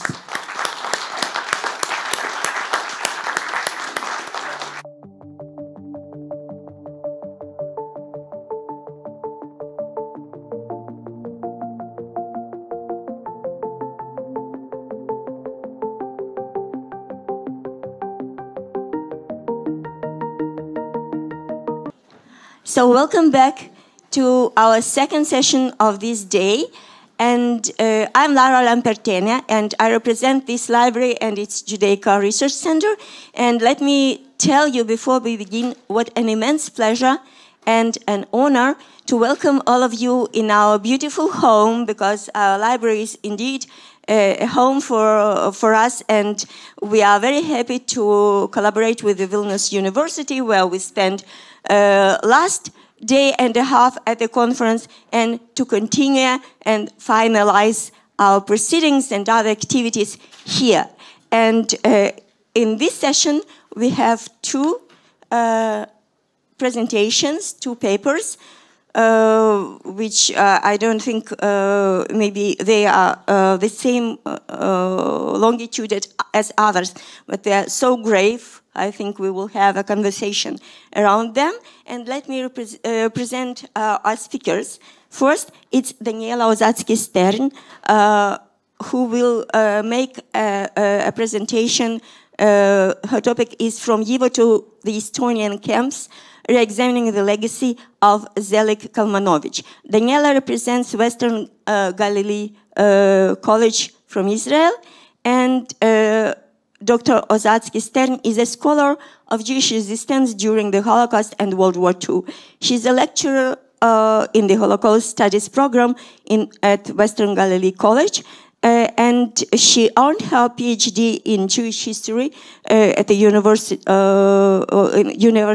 of Haifa, studying the Jewish partisans in Lithuania and Belarus during the Holocaust. She earned a master's degree from the School of History at Tel Aviv University, while her thesis dealt with Nazi propaganda led by Joseph Goebbels. This thesis was published as a book. Osatsky-Stern conducted postdoctoral research at Yad Vashem. It was a European Holocaust Research Infrastructure Fellow at the United States Holocaust Memorial Museum. In 2024, she was an archive fellow at the Fortunov Video Archive for Holocaust Testimonies at Yale University. Her publications deal with Jewish partisans in Eastern Europe, the Vilna Ghetto, and Holocaust documentation. She is the book review editor of the Jewish Culture and History Journal. And another speaker, our second, just a second. I don't want to make any mistakes. Our second speaker is Perlasne. Her topic is From Vilnius to Buenos Aires, Shmerke Kocherginsky, The Many Faces of the Resistance. Perla represents YIVO Foundation in Buenos Aires and also National University of Tres de Febrero. She is, by training, she's a psychologist and has a PhD in social sciences. She is a vice president of the YIVO Foundation in Buenos Aires, full professor and academic coordinator of the specialty carer in Jewish and Jewish American Studies, director of the Advanced Diploma in Jewish Language and Culture, senior researcher for the Center for Genocide Studies. She is also a visiting professor at the Master's Program of Psychoanalysis at the National University of Rosario. She is the author of several books, and what is very interesting that when we received Perla's bio for this presentation, it was said that one of her books, the newest book, El Espejo Roto Urban Kinder, or The Broken Mirror, Children in the Urban, is now in print. This was the information we received, but it is wrong already because the book is here. Congratulations, Mazal Tov.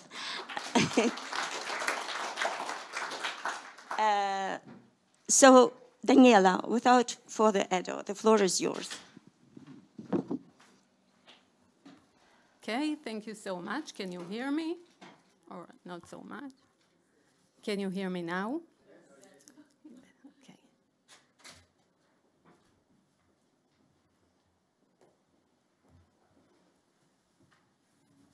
Okay. So thank you so much for the organizers, Dovil and Jurgit, also for helping me personally with other issues.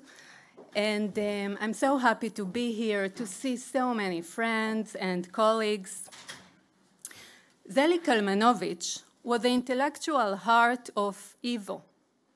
As editor-in-chief of YIVO Blätter, he didn't just publish scholarship. He shaped the very direction of modern Jewish cultural research.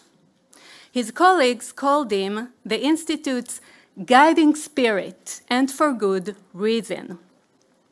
When the Nazis occupied Vilna in 1941, Kalmanovich faced the destruction of everything he had built.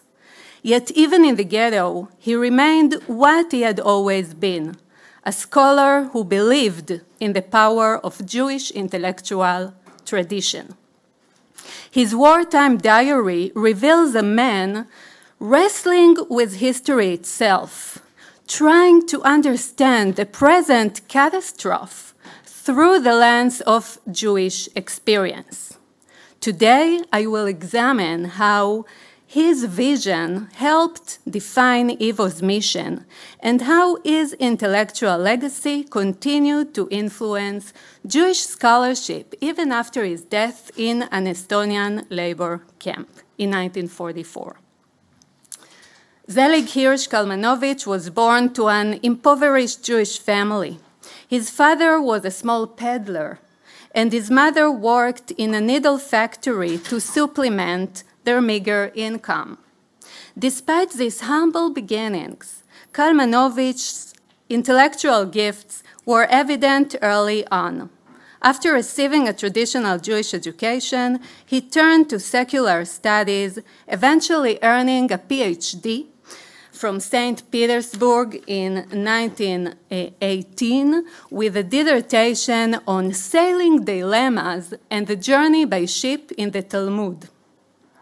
The path that brought Kalmanovich to YIVO was not easy.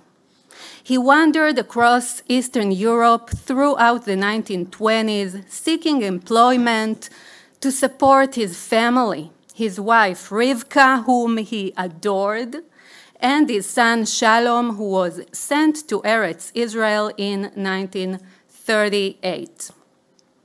In 1921, he worked as a Yiddish teacher in Minsk. Later, he joined the editorial board of the Nayas Yiddish newspaper in Kovno. By 1925, he was teaching Hebrew and Bible at the Hebrew Gymnasium in Ponevich. Finally, in 1928, he found his calling when he was invited to join YIVO in Vilna. At YIVO, Kalmanovich became one of the guiding spirits of the newly founded institute and served as editor-in-chief of its prestigious YIVO Blätter. His friend Yudel Mark observed that he could do in one day what took others 2 or 3 days. He worked hard with no complaint, no self-pity. This dedication to scholarship would define the life of Kalmanovich, as he wrote to his son in a letter. A day on which I have not learned anything is considered by me a wasted day. Those who knew Kalmanovich described him as an extraordinary individual, a combination of deep spiritual understanding and naivety, introversion toward himself, but openness towards others. His son Shalom wrote that he was a strange man, muzar in Hebrew, with an amazing combination of seemingly contradictory qualities. Lucy Davidovich, the Holocaust historian who stayed with the Kalmanovich family when she arrived in Vilna in 1938 as a young YIVO research fellow, remembered him as a shy man with a gentle smile, happiest when at his desk at home or at YIVO.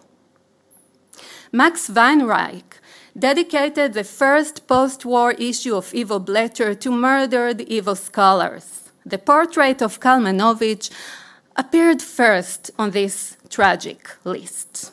Weinreich wrote, "You had to know this man who at age 60 held on to the passion and modesty of his youth." YIVO's budget was meager, and employees did not always receive their salaries. Kalmanovich would place himself at the end of the line for salary recipients. When he was offered the opportunity in late 1933 to come to Paris and participate in editing the General Encyclopedia in Yiddish, he traveled for about a year away from his family. Despite these financial hardships, Kalmanovich worked at YIVO out of inner passion and a sense of sacred mission, viewing Yiddish as the living symbol of the nation's soul. He wanted to compile a comprehensive scientific dictionary of the Yiddish language, for which he collected words, including Yiddish curses. But this work was never completed. The overwhelming workload at YIVO, writing hundreds of letters, editing the journal, composing scholarly reviews, translations, and proofreading prevented him from completing comprehensive research studies and publishing them. it can be assumed that Kalmanovich had ideas and plans and perhaps even beginnings of research projects, but he was not fortunate enough to complete them. When the Nazis occupied Vilna, Kalmanovich's life and his worldview underwent a profound transformation. Incarcerated in the Vilna ghetto, the 60-year-old scholar emerged as an unexpected spiritual leader.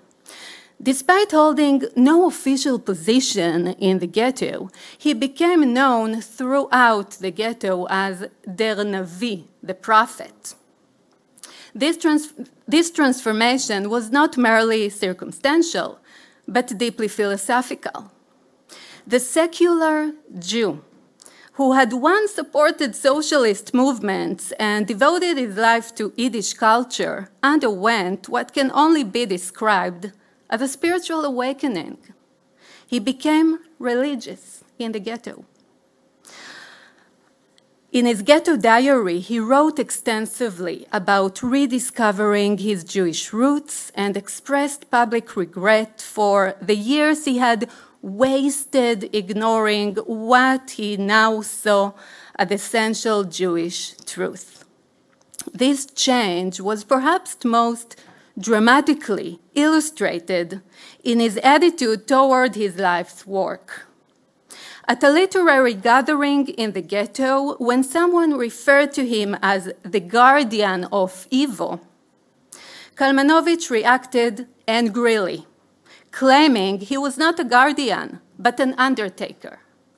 I helped build a house for a culture that is led to the grave. I wanted to be a writer and researcher in a cemetery. Whereas my son went away and became a worker, a shepherd in Eretz Israel. I will be taken to a shameful death, whereas my son will live and die as a human being. What a prophecy. When I term Kalmanovich's resistance in another way, and again I thank Jurgita for her comments on my article, it was grounded in his profound understanding of Jewish history and his conviction that the Nazi persecution represented just another chapter in the long chronicle of Jewish suffering, one that the Jewish people would ultimately survive, as they had countless times before. According to Kalmanovich, Jews were not victims, but participants in a cosmic struggle between good and evil. By maintaining their humanity, engaging in cultural activities, and preserving their moral integrity, they were resisting the Nazi attempt to dehumanize them. This was not passive acceptance, but active defiance of a different kind. The philosophy of Kalmanovich found its most concrete expression in his participation in what historian David Fishman wrote about in his book, The Book Smugglers, the Paper Brigade, the group of Jewish intellectuals who worked under Nazi supervision at YIVO while secretly saving Jewish cultural treasures. As head of the scientific department, Kalmanovich continued his research work, both following German orders and pursuing independent scholarly projects. The Germans used YIVO and its scholars to conduct research according to the racial theories. Fishman noted that, I quote, Kalmanovich was outraged by his new job as slave labor scholar and discussed that his work would be exploited to spread anti-Semitic canards. But he kept his feelings to himself and vented them in the privacy of his diary. Kalmanovich's resistance philosophy extended far beyond book preservation. He was instrumental in organizing the rich cultural life that characterized the Vilna ghetto. On February 17, 1942, he was among the founders of the Association of Writers and Artists, which held numerous literary events, lectures, musical events, and artistic performances in both Yiddish and Hebrew. In his correspondence with Yitzhak Gitterman, head of the Joint in the Warsaw Ghetto, Kalmanovich described the cultural activities that he saw as acts of resistance. The descendants of our patriarch Jacob have proven time and again their enormous superhuman power to adjust and create, he wrote. A choir, an orchestra, concerts, Shabbat evenings, those were all deliberate cultural resistance. Kalmanovich argued that by maintaining their intellectual and spiritual lives, by continuing to learn, teach, and create, the Jews of the ghetto were asserting their humanity in the face of systematic dehumanization. Perhaps the most controversial aspect of Kalmanovich's philosophy was his opposition to armed resistance within the ghetto, and his support of Jacob Gans, head of the Judenrat. Maybe I can expand on it later. When the FPO, the United Partisan Organization Underground, sought his support, Kalmanovich refused. He argued that such Nazi evil cannot be defeated by force, and that the underground's actions might bring catastrophe, Shoah. He used the word Shoah upon the entire ghetto population. If young people wanted to fight, he suggested they should escape to the forests, rather than endanger thousands of ghetto residents.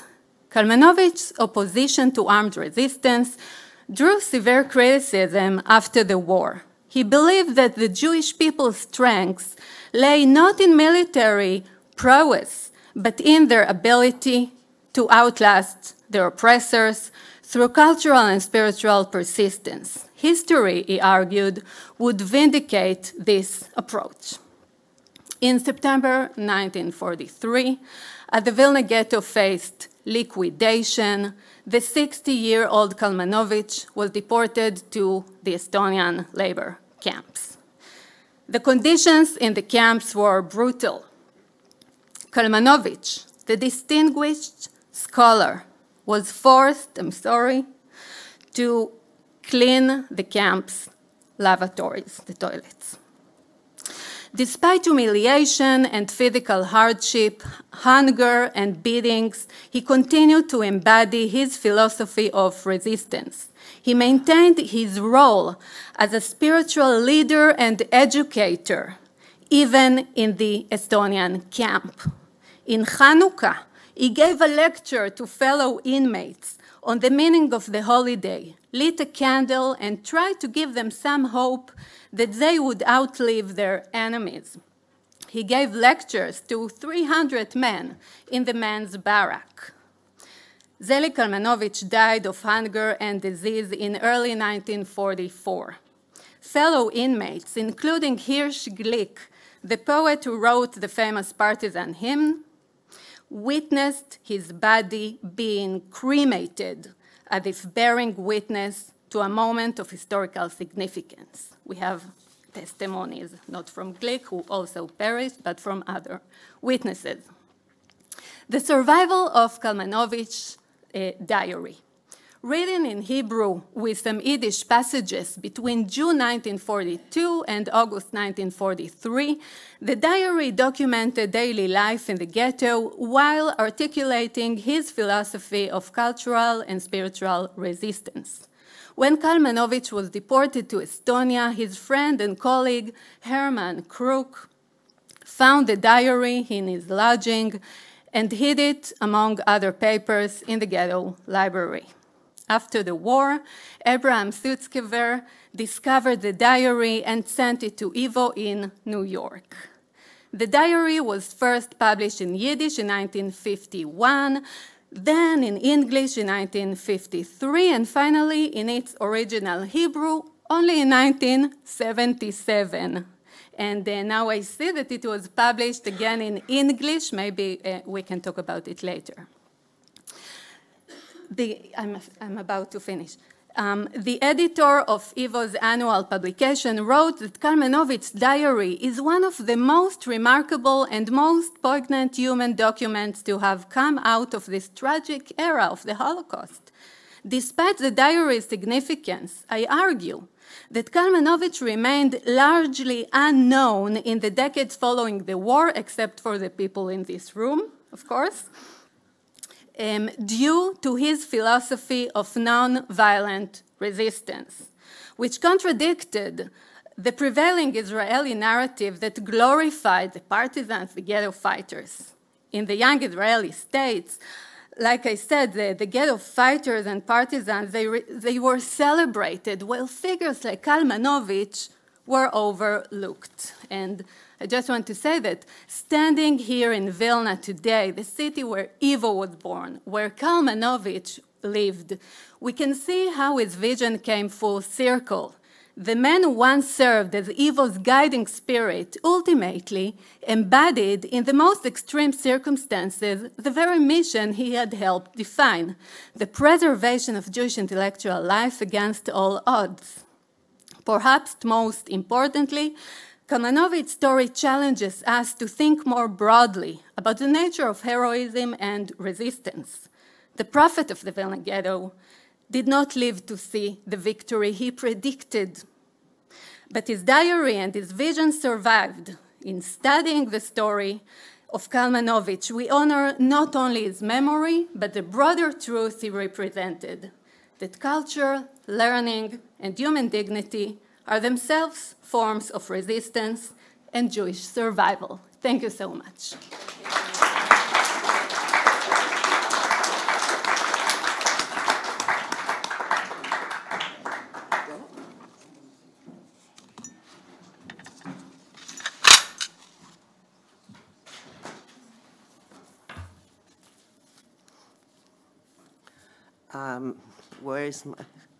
Where's my presentation?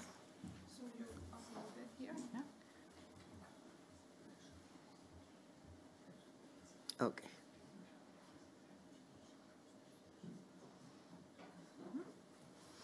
It's okay.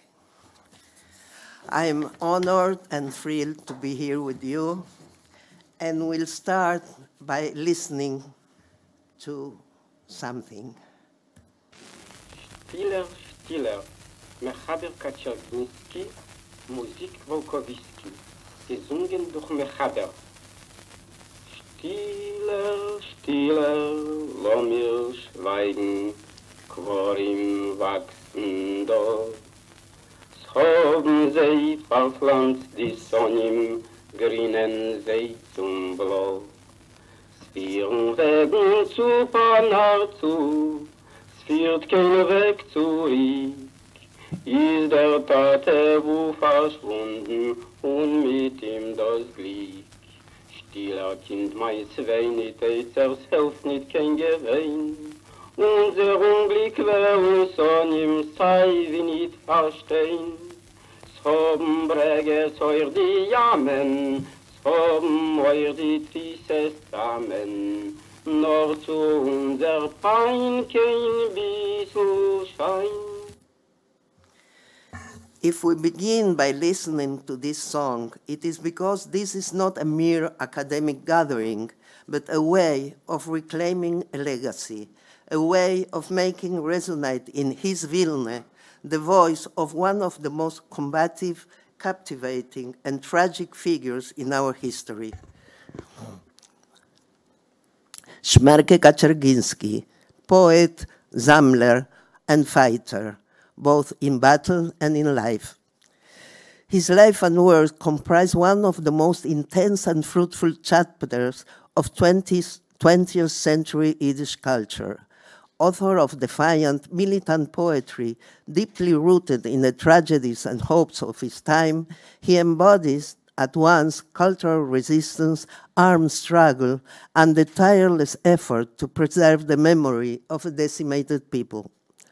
Although his name is still sometimes evoked, his legacy appears to be sidelined.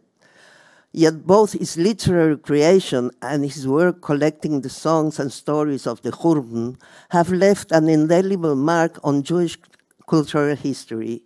Fully aware of the urgency of rescuing the voices of the ghettos and camps, Kaczerginski dedicated himself to preserving oral and poetic testimonies that today form an indispensable corpus for researchers and artists.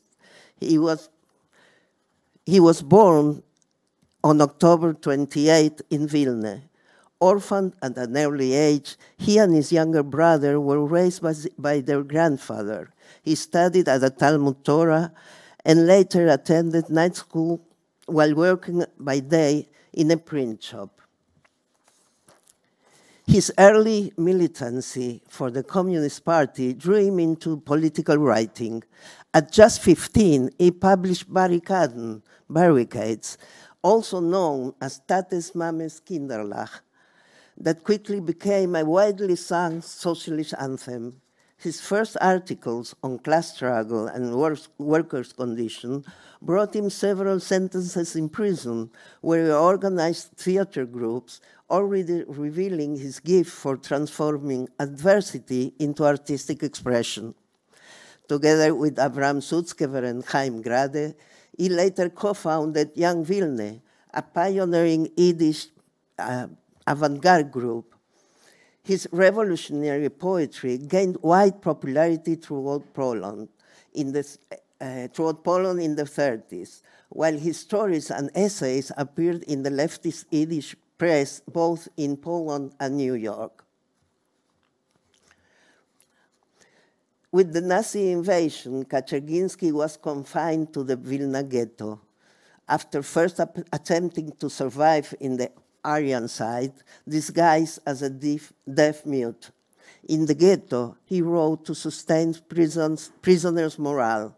Songs such as Frühling and Stiller Stiller, which we heard a little fragment, became hymns of pain and resistance. His Jugendhymn and other works entered the everyday repertoire of Jewish schools and youth worldwide. He was also part of the Paper Brigade, the group of intellectuals forced to classify YIVO's archive under Nazi orders, who risked their lives to hide and smuggle irreplaceable cultural treasures. At the same time, as a member of the Vereinigte Partisaner Organisatie, he took part in the underground struggle, weapon smuggling, and the ghetto uprising. After escaping in 1943, he joined the partisans in the Narocht forest, fighting until Vilna's liberation in 1944. His books, Churban Vilniuje, Partisanergehen und Ich bin gewesen Partisan, recount these experiences. Kaczerginski was also a central figure as a Sammler, a collector of songs and testimonies. He considers the compositions born in the ghettos and camps the, I'm quoting, testament of the martyrs for future generations, singing, he said, united Jewish hearts. This bloody folklore, as he called it, of songs, proverbs, and sayings, he believed, would prove invaluable for future historians. Without formal musical training, he memorized melodies and relied on musicians to transcribe them. And I'm quoting, "There is nothing to do but to imitate the old troubadours, the Minnesingers, and our Jewish brother singers." Thanks to his effort, more than 250 Churban songs were preserved, compiled in seminal collections such as Das Gesang vom Wilder Ghetto und Lieder von den Ghettos und Lagern. For him, a song, a proverb, even a joke was a form of spiritual resistance, as valuable as armed struggle. After the war, his wandering eventually brought him to Argentina. When he arrived in Buenos Aires in 1946, a crowd greeted him at the port as a hero, a symbolic survivor of the Jerusalem Delite, a figure of immense moral authority. He had lived in the ghetto, fought in the forest, and written the songs that Argentine Jewish children and youth sang without knowing their author. Leaving Vilna marked for him the start of a painful search. He declared upon arrival in Buenos Aires, "I hope to find here among you my Vilna." He clearly did not come as a visitor, but as someone ready to replant in Argentine soil the roots torn from Eastern Europe. 6 months into his stay, he wrote, I'm quoting, "I traveled through many cities, towns, villages, and colonies. I carry in my heart the history of my native city, Jerusalem Delita, the Jerusalem of Lithuania." He argued that Jews carried their sacred city into exile. Yavne became Jerusalem when expelled from there. Like Pumbedite in Babylonia, Troyes in France, Worms in Germany, Toledo in Spain, Prague in Bohemia, Lublin in Poland, Vilna in Lithuania. Not every great city, he stressed, was crowned by Jews with the title of Jerusalem. With Jewish Vilna in ruins, Kaczerginski sought a new city to crown. He never imagined he would see a new Jerusalem flourish in Argentina. One of his most lasting contributions was the consolidation of YIVO in Buenos Aires, which today preserves its archive and personal library. Professor Shmuel Rojansky summed it up, saying that Kaczerginski himself was a piece of YIVO. In him lay the continuity of an entire philological and cultural tradition, now transplanted to South America. His YIVO talent is visible in Lieder Fungetos Unlagern. His narrative style shines in Partisanerim, a work that not only preserves the memory of combat, but also seeks to pass on to new generations a model of dignity and resistance. And his dedication is evident in Zwischen Serb und Hammer, a lucid and critical testimony about Soviet repression of Jewish culture, which earned him serious problem and criticism from groups that sought to sabotage his work. Local leftists vehemently opposed Kaczerginski due to his explicit break with communism, often interrupting his talks and classes. Nevertheless, he maintained an intense rhythm of lectures, songwriting, and journalism, writing for Hador, the newspaper of Israel's Labor Party, and publishing Ich bin gewesen Partisan, Die Grüne Legende, I was a partisan, the Green Legend, a two-part memory based on diaries kept during the World War II. In Argentina, he also produced a second expanded edition of his collection of ghetto and camp songs, cementing his reputation as a world-renowned sampler. The song, the saying, the sharp joke, this always accompanied him. At work, in the soup line, in the slaughterhouse, in the struggle, he never ceased his poetic creation. He composed or preserved those songs that, like him, wandered everywhere, songs through which he rescued the dead from death, songs with which he traveled the world. Although Buenos Aires was his base, Kaczerginski traveled constantly through South America.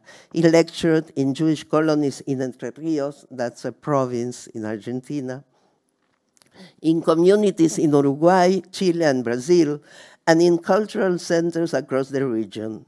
His passionate oratory, enriched with anecdotes from ghetto life and his songs, moved audiences of all kinds, from prominent intellectuals to school children. The Buenos Aires Yiddish press called him an ambassador of memory. His visits reinforced the sense that South America was not only a refuge, but also a new center of cultural creation. For the Argentine Jewish community, Kaczerginski was, in the words of Joseph Gruzan, a Ben Yakir, a beloved son. Young people from both Zionist and communist movements found in his songs a point of unity. Jung is jeder, wer es will nur, was sung in secular and religious schools by communists and Zionists alike. No other Yiddish author had stirred such broad emotional consensus in the community. In the words of Joseph Horn, welcoming Kaczerginski in Buenos Aires was like welcoming Vilna itself. And if Buenos Aires was not yet the destroyed Jerusalem of Lithuania, Kaczerginski invited all to aspire for it to become so, to let a new Yiddish cultural capital flourish there. And it did. Kaczerginski's life was cut short far too early. In 1954, during Passover, he was lecturing in Mendoza, another province in Argentina. After local communists swore to boycott his lecture, he stayed an extra day, addressing hundreds about his experience as a ghetto fighter. Wanting to return in time for his little daughter's birthday, he chose to fly instead of taking the train. On April 23, he boarded a flight from Mendoza to Buenos Aires, which crashed shortly after takeoff, killing all on board. The news deeply shook the Yiddish world. The man who had survived the ghetto, the partisans, and the hostile forest had fallen when, between heaven and earth, death cut his wings. That's a quote from Gruzan. His burial in Buenos Aires was massive. A year later, the community published a commemorative volume with testimonies and unpublished manuscripts, proof of the affection and respect he inspired. The Argentine stage of Kaczerginski's life was brief but intense. There he helped consolidate YIVO, publish key books, spread songs, and bequeathed to South America a cultural memory that endures. Buenos Aires became, in part thanks to him, an epicenter of Yiddish life after the Hurban.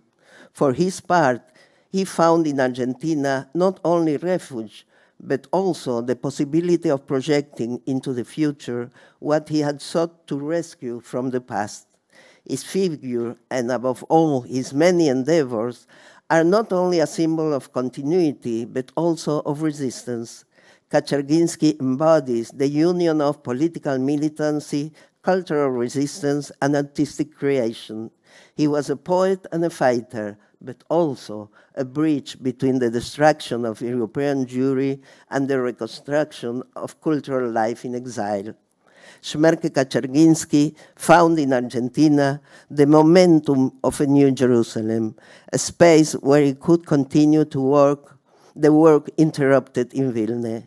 His life remains testimony to the power of memory, the vitality of Yiddish culture, and the many ways in which a people, a culture, and a life can resist annihilation. Despite the relative oblivion with which into which he has fallen, his work endures as an indispensable trace of a time marked by tragedy, resistance, and hope.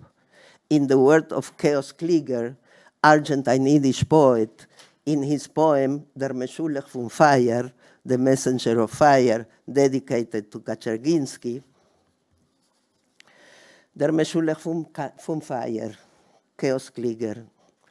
Bis zu uns gekommen, mit Funkenschreut in die Augen, mit versattenem Pein von Schweigen, mit der Sterne heuchen, wie ein Monument von Gräuel und Wure, von die brennenden Ghettos, von die partisanische waldige Heilen, vom verheiligten Marchenbein bis zu uns gekommen, wie am Schulach vom Feier. Aber in ein lebendiger Sedernach hast du sich eingehielt in einen flammigen Kittel und mit sternigen Nigunim bist du plötzlich so gich und so euch weg von uns, gedei sich zu Metzarev sein mit dem verglitten Geschrei und mit dem jarigen Asch von deinen feierdicken Brüdern, von deinen verscheiterten in vom Ponar. In English, the messenger of fire, you have come to us with sparks burning like shrapnel in your eyes, with seething pain of silence, with a lofty forehead, like a monument of anguish and courage. From the burning ghettos, from the partisans' forest hideout, from sanctified marrow and bones, you have come to us like a messenger of fire. Yet, on a moonlight southern night, you wrapped yourself in a flaming cloak, and with starry melodies you vanished so swiftly, so high up from us, to join the glowing cries and the ashen embers of your fire brothers, of your smoldering Jews of Ponar. And if you give me one more minute, I want to read it in Spanish, which is the language that surrounded Kaczerginski in his last days. El emisario del fuego, Keos Klieger.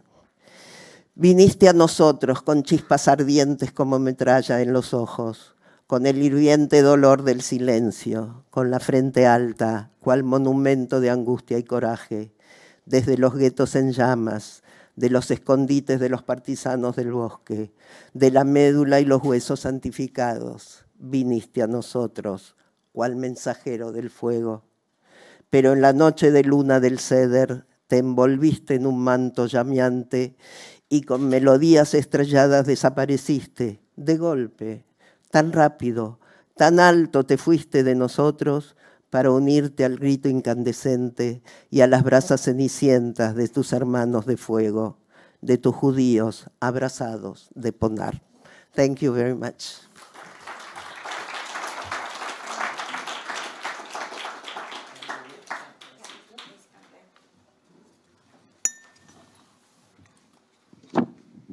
And we have like 8 minutes for discussions and questions. Please, I see that Sam has a question.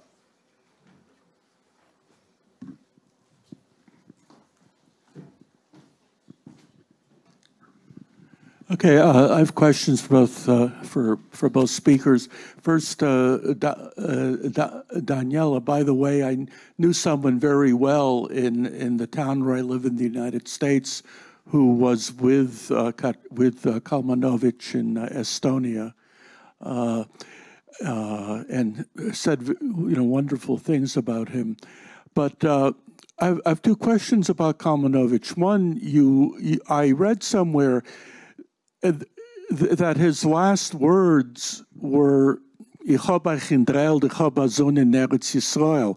Is that apocryphal? Or did he really say that? The second question has to do with Abba Kovner, that I read somewhere else that Abba Kovner said that if I'd spoken more to Kalmanovich, he would have persuaded me not to pursue armed resistance in the ghetto. The question I have for Perla is a very simple one. Why did Kaczerginski go to Argentina, not the States or Israel or Canada? Why Argentina? And how did he support himself when he was in Argentina? I suggest that we answer question by question. May I? I'm sorry, we're gathering questions or answering questions first? Would you like to gather questions first? Okay. Okay. Since I have the microphone, Daniela, this is a quick question. Could you say a few words about the additions that were found to Kalmanovich's the memoirs, diary that were found later in various places?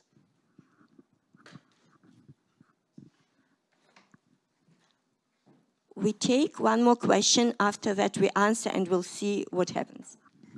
Hi. I just had a question for Dr. Smith, which is Stern, excuse me, which is the fate of Zelig Kalmanovich's diary and in what language it's been translated into. It's unclear to me at this point, at what languages it's been published in. Okay, thank you so much. Actually, I just received the book, the translation of Kalmanovich's diary to English from Saule, who gave it to me, so you can check it out. Yes, there is this story that Zelig Kalmanovich, when he was facing death, he said something like, I am not afraid of the Germans, I even laugh at them because I have a son in Eretz Israel. So I've heard a few versions of this, this very strong episode, and I cannot tell you if it took place or not, or when exactly it was in the ghetto, in the Estonian camp. But yeah, maybe it happened. The question about Abba Kovner, actually Abba Kovner said something like, even though the underground tried to convince Kalmanovich to join their idea and they didn't succeed, at the end of the line, Kovner said something like, but in each and every one of us, there is a piece of Kalmanovich. I actually wrote it in the article, so it's more concrete there. And regarding the diary, it was, there were other lectures that he wrote in the ghetto, for example, and they were also put to several publications. So we can also check this.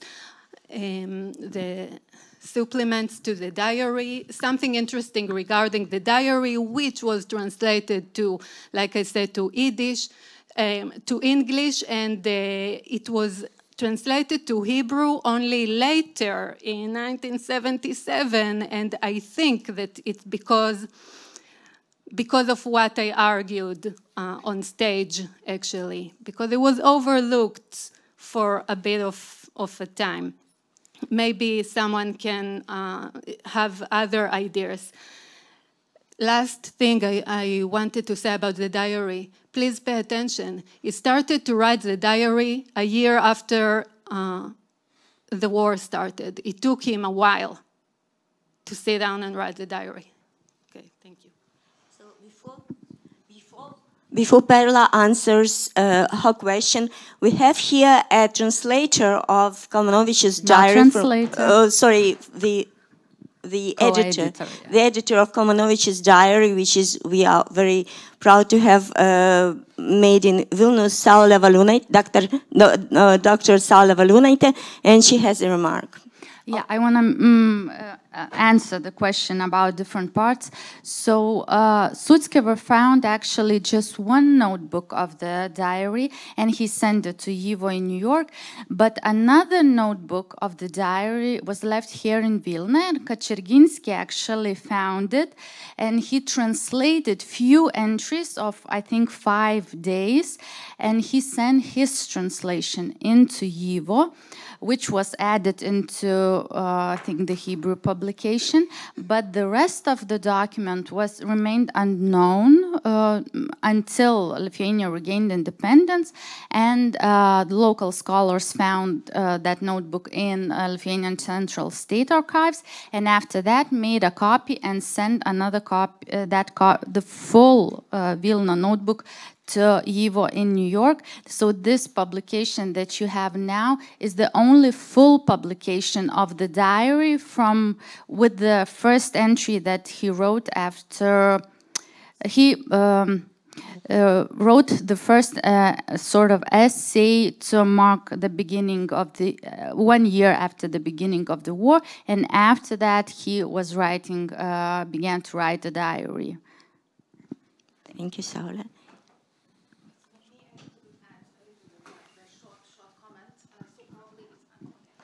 short, please. Really very short is directly connected. I don't know why Saulė don't tell. So we usually received, even in this conference, questions about how Lithuania deal with Holocaust. So that it's important point that we have his diary translated into Lithuanian as well. So it's not in other languages, but we have in Lithuania. Yeah. If so, I need to add, it's just the same edition, the same format, only one book is in English and another is in Lithuanian. Perla, please. Now is for your question.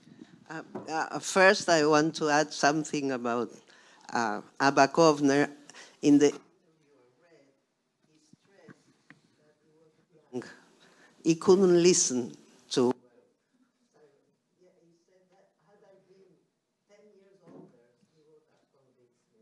And that's a characteristic of all the Jewish resistance. They were all very young, and no one above 25 could get a revolver, let's say. It happened in Warsaw, in the underground. He was taken in as a resident poet, but didn't get a revolver because he wasn't young. And that youth, I think it's something we have to take in consideration when talking about that. Regarding Kaczerginski, he went to Argentina invited by the Kultur Congress. They offered him a job in Argentina, and he supported himself with this job. And I don't know if there was another question. No, that's it. So thank you very much, first to the presenters for very, very deep papers, and also for the audience.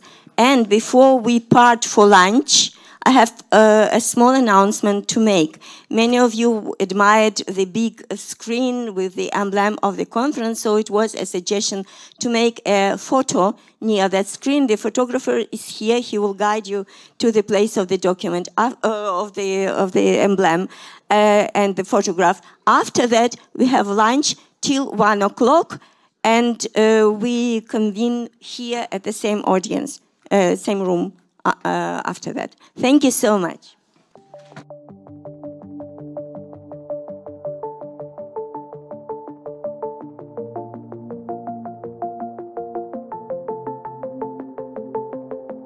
Good afternoon, ladies and gentlemen.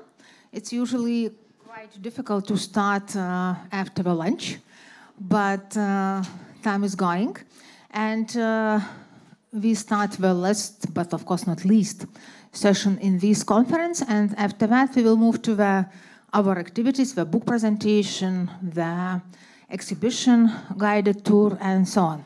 So my big pleasure to chair this session, and we have a little bit small changes. Concerning the family matters, we will not have one presentation.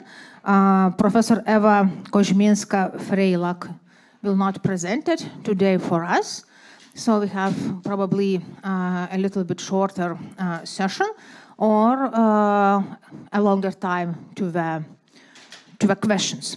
So, and right now we will start as well a little bit unusual way, and it will be only one presentation online, and we already have Professor William Pimlott, and he is the postdoctoral research associated in the New York University Center for the Study of Anti-Semitism, and he is a historian who works to explore the development of modern Jewish politics and culture behind Britain and across the world in the period of mass Jewish migration, particularly as expressed in the new Yiddish institution in the late 19th and 20th centuries.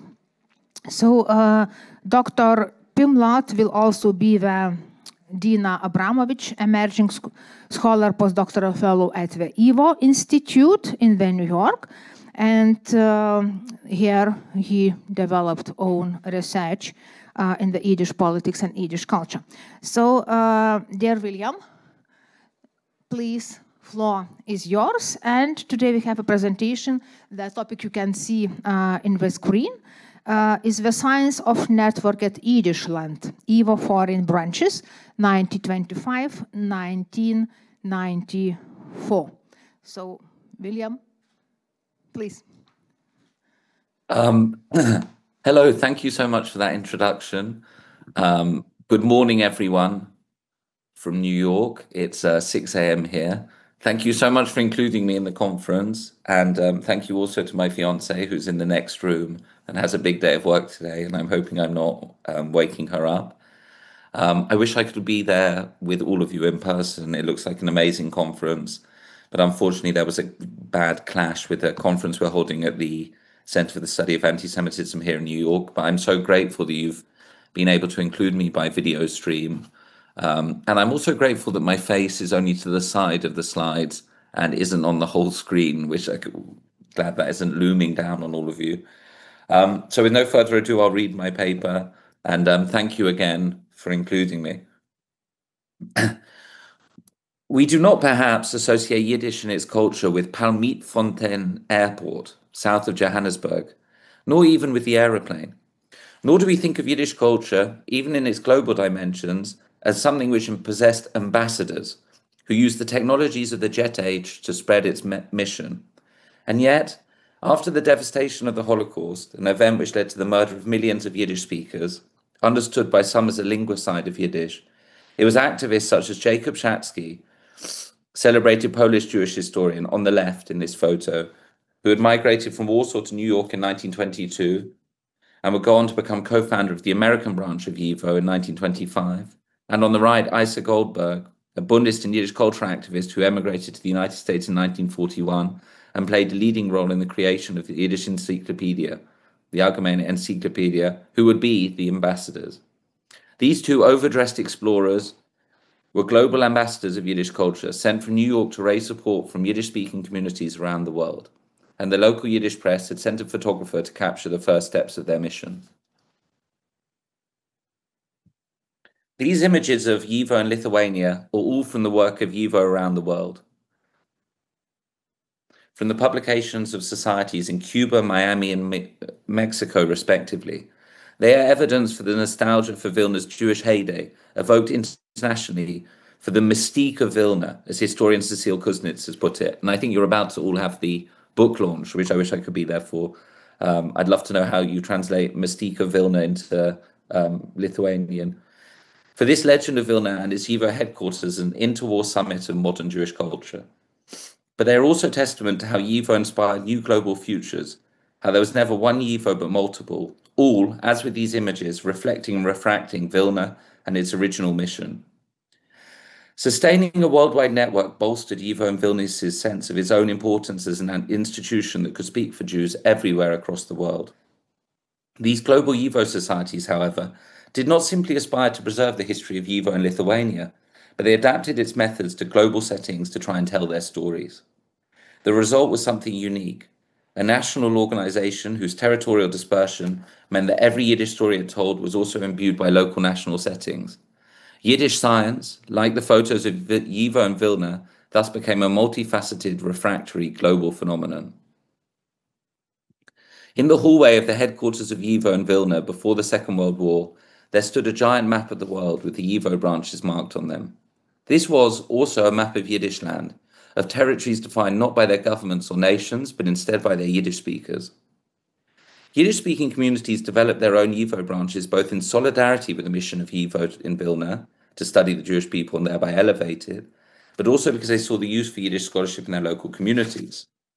By creating their own local branches of YIVO, they could add Yiddish scholarship to the other Yiddish cultural institutions these diaspora centers enjoyed: Yiddish theaters, newspapers, workers' clubs, kindergartens, and schools. The branches were also motivated by the arrival of prestigious YIVO speakers, first from Vilna and later from New York. These trips were crucial for fundraising for YIVO and Vilna, where, in the 1930s, as much as 5/6 of the budget would come from outside Eastern Europe. Even if losing prominent members of the organization to touring around the world raising money actually had its own institutional cost. And here are some of the menus from Max Weinreich's visit to New York. I think you just had lunch. Max Weinreich was perhaps the premier ambassador of YIVO, but there were many others, and there were frequent tours from the 1930s through to the 1950s. The YIVO societies around the world, although they served to fundraise, were also a prime site for Yiddish sociability. The many photos of these gatherings show the enjoyment that could be taken from celebrating YIVO and enjoying a diverse cultural program. Wherever YIVO had a friend society, and I suppose it is important also to think of it, the friend society as a friend society in the double sense, was also a venue which traveling Yiddish intelligentsia could stop through. And the presence of visiting YIVO scholars and activists also served as a prompt for local societies to improve and expand their activities. Jacob Glantz's visit to Mexico in 1951, for example, prompted a renaissance of YIVO activity in Latin America. And that's where we got it was in response to that we got the photo of YIVO from the Mexican Yiddish publication about YIVO. YIVO had always, however, been operating in a highly competitive environment for resources. In the worsening circumstances of the 1930s, YIVO was only one of many important causes. The Australian Committee of the Friends of the Jewish Scientific Institute in Vilna, for example, implored headquarters not to launch an action. By action, they meant a fundraising drive in Australia at the end of 1938, because there had just taken place in the previous 6 months actions from the Polish Jewish Relief Fund, the Appeal for Austrian Jews, the Appeal for Ort Ursa, the Appeal for the Jewish National Fund, and a recent local appeal for German Jewish refugees. This continued to be the case after the Holocaust. This was where I started the talk, with the arrival of Shatsky in South Africa. YIVO, in the context of after the Holocaust, also had to contend with a global upswell in Jewish support for Israel after the creation of the state in 1948. This further curtailed YIVO fundraising. The South African Jewish Board of Deputies, for example, curtly informed Shatsky that he would have to wait for the board's sanction before he undertook any fundraising.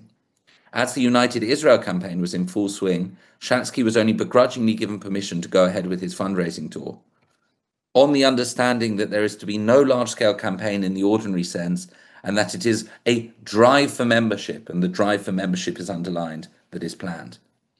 Cape Town's Board of Deputies decided to turn down Shatsky's visit as they did not want to engage in any competitive fundraising activity. Shatsky's frustration to this curtailment of his ability to fundraise is visible in a handwritten response on the back of this letter that I found in the archive in New York. This is not a competitive fundraising campaign, he wrote. My object is to acquaint the Jews of South Africa with the great importance of YIVO and to ask a very limited number of Jews to make contributions and to subscribe to the YIVO publications of the encyclopedia. Beyond networks to regions, YIVO is a global organization developed unevenly across the world. The Second World War and Holocaust were a crucial turning point for introducing these differences. While YIVO societies had almost everywhere been in a period of expansion in the 1930s, particularly in the early 1930s, the Second World War and the Holocaust introduced a hiatus for the YIVO societies who were based in countries that were combatants in the war, for example, the UK and Australia. In Latin America, however, and especially in Argentina, there was not the same rupture. And I put this slide on to show the absolutely remarkable size of the Argentine society compared to all the other societies around the world. Even the United States, if you consider the relative size of their Jewish communities. What is most unexpected, however, for YIVO in Argentina in this period, from a perspective of global comparison, is its centrality to the Argentine Jewish community. In North America, Britain, Paris, South Africa, Israel, and Australia, YIVO was peripheral to the mainstream of Jewish society. Here's a photo from the exhibit in Argentina. And actually, I'm so excited to be on a panel with Milena Chinsky, who's coming later, and I wish I could talk to her about this in person. Even if at various moments the most august personages of their respective Jewish communities honoured YIVO, as was the case in Britain by the 1960s, for example, the YIVO was not housed at their administrative centre. Nor did these YIVO branches find success by trying to enlist the support of establishment figures, such as the chief rabbi of South Africa, for example, who was made president of the South African branch. But this brought little result. This was different in Argentina, where Yiddish, and by extension YIVO, were considered a core component of Jewish life. There was another unique characteristic of the Argentine YIVO. After the destruction of the historic center in Vilna, the New York branch assumed, largely without any opposition, the mantle of being the new head of the YIVO. But as a new global center, the American branch was in far less contact and no direct control over the Argentine branch. Although the Argentine branch looked to YIVO and the US for support, particularly in training a new generation of YIVO scholars on Argentine soil, it did not stay in particularly close relations. The US branch, for example, did not even report on the Argentine Holocaust exhibition in 1947, and which I would have loved to talk about more, and which I'm excited that Milena is going to be talking about. Most importantly, perhaps, unlike other global societies of YIVO, the Argentine branch did not send its materials to New York. In Argentina, all the documents were kept there, except there were some efforts to exchange materials on a limited scale. Argentina's YIVO branch was and is largely autonomous from New York, and its independence started during and after the tragedy of the Holocaust. YIVO in Argentina used its centrality to Argentine Jewish life to pursue a series of remarkable projects. The most well-studied is the Musterwerk, the remarkable production of the Penguin's classics of Yiddish literature that soon reached Yiddish reading publics all across the world. Alongside this undertaking, there was the scientific research to be found within Argentine's YIVO's journal, the YIVO Schriften, across 15 issues spanning the years 1942 to 1989, which is quite amazing that it was going so late. Argentina-based researchers published original research within the Schriften in Yiddish as well. The most central focus of this research was the historical experience of Jewish migration and colonization from the 1890s through to the 1920s. And this period would be the enduring site of interest for many of the other branches of YIVO. But true to YIVO's mission statement, there was also research from different scholarly disciplines. There were articles on tuberculosis, how children speak, and the psychology of survivors. The collected sum of this work was not equivalent to the Yiddish historical work completed in New York, but it must be considered the second most important undertaking of Yiddish research when all put together. Australia, which like Argentina was far away from the field of action of the Second World War, also developed a promising YIVO branch, but one whose achievements more closely resembled the British branch. And the British branch I don't have time to talk about, but the British branch was not successful on the same level as the Argentina branch. Active from 1938, a Friends of YIVO in Melbourne solicited documents of local history from all over Australia and New Zealand. In 1949, the YIVO Friends organisation published a book account of the Holocaust, and in 1953, they staged an exhibition. I don't have time to go into it in depth, but I think one of the most interesting functions of these YIVO societies around the world is that they were some of the first societies to commemorate the Holocaust wherever they were based. And not only that, but they commemorated the Holocaust on very different terms to the communities, the other Jewish organizations they were working alongside. As in other diasporic centres, YIVO was just one important part of a broader Yiddish scene, concentrated in the Australian case around the Melbourne Kadimah Centre, where there was also active Yiddish theatre. In 1961, perhaps cognizant of the importance of the Melbourne branch, YIVO activist Dr. Henry Shoskis visited Australia as part of a tour. Who organised the YIVO Friends Societies in destinations as far-flung as Australia?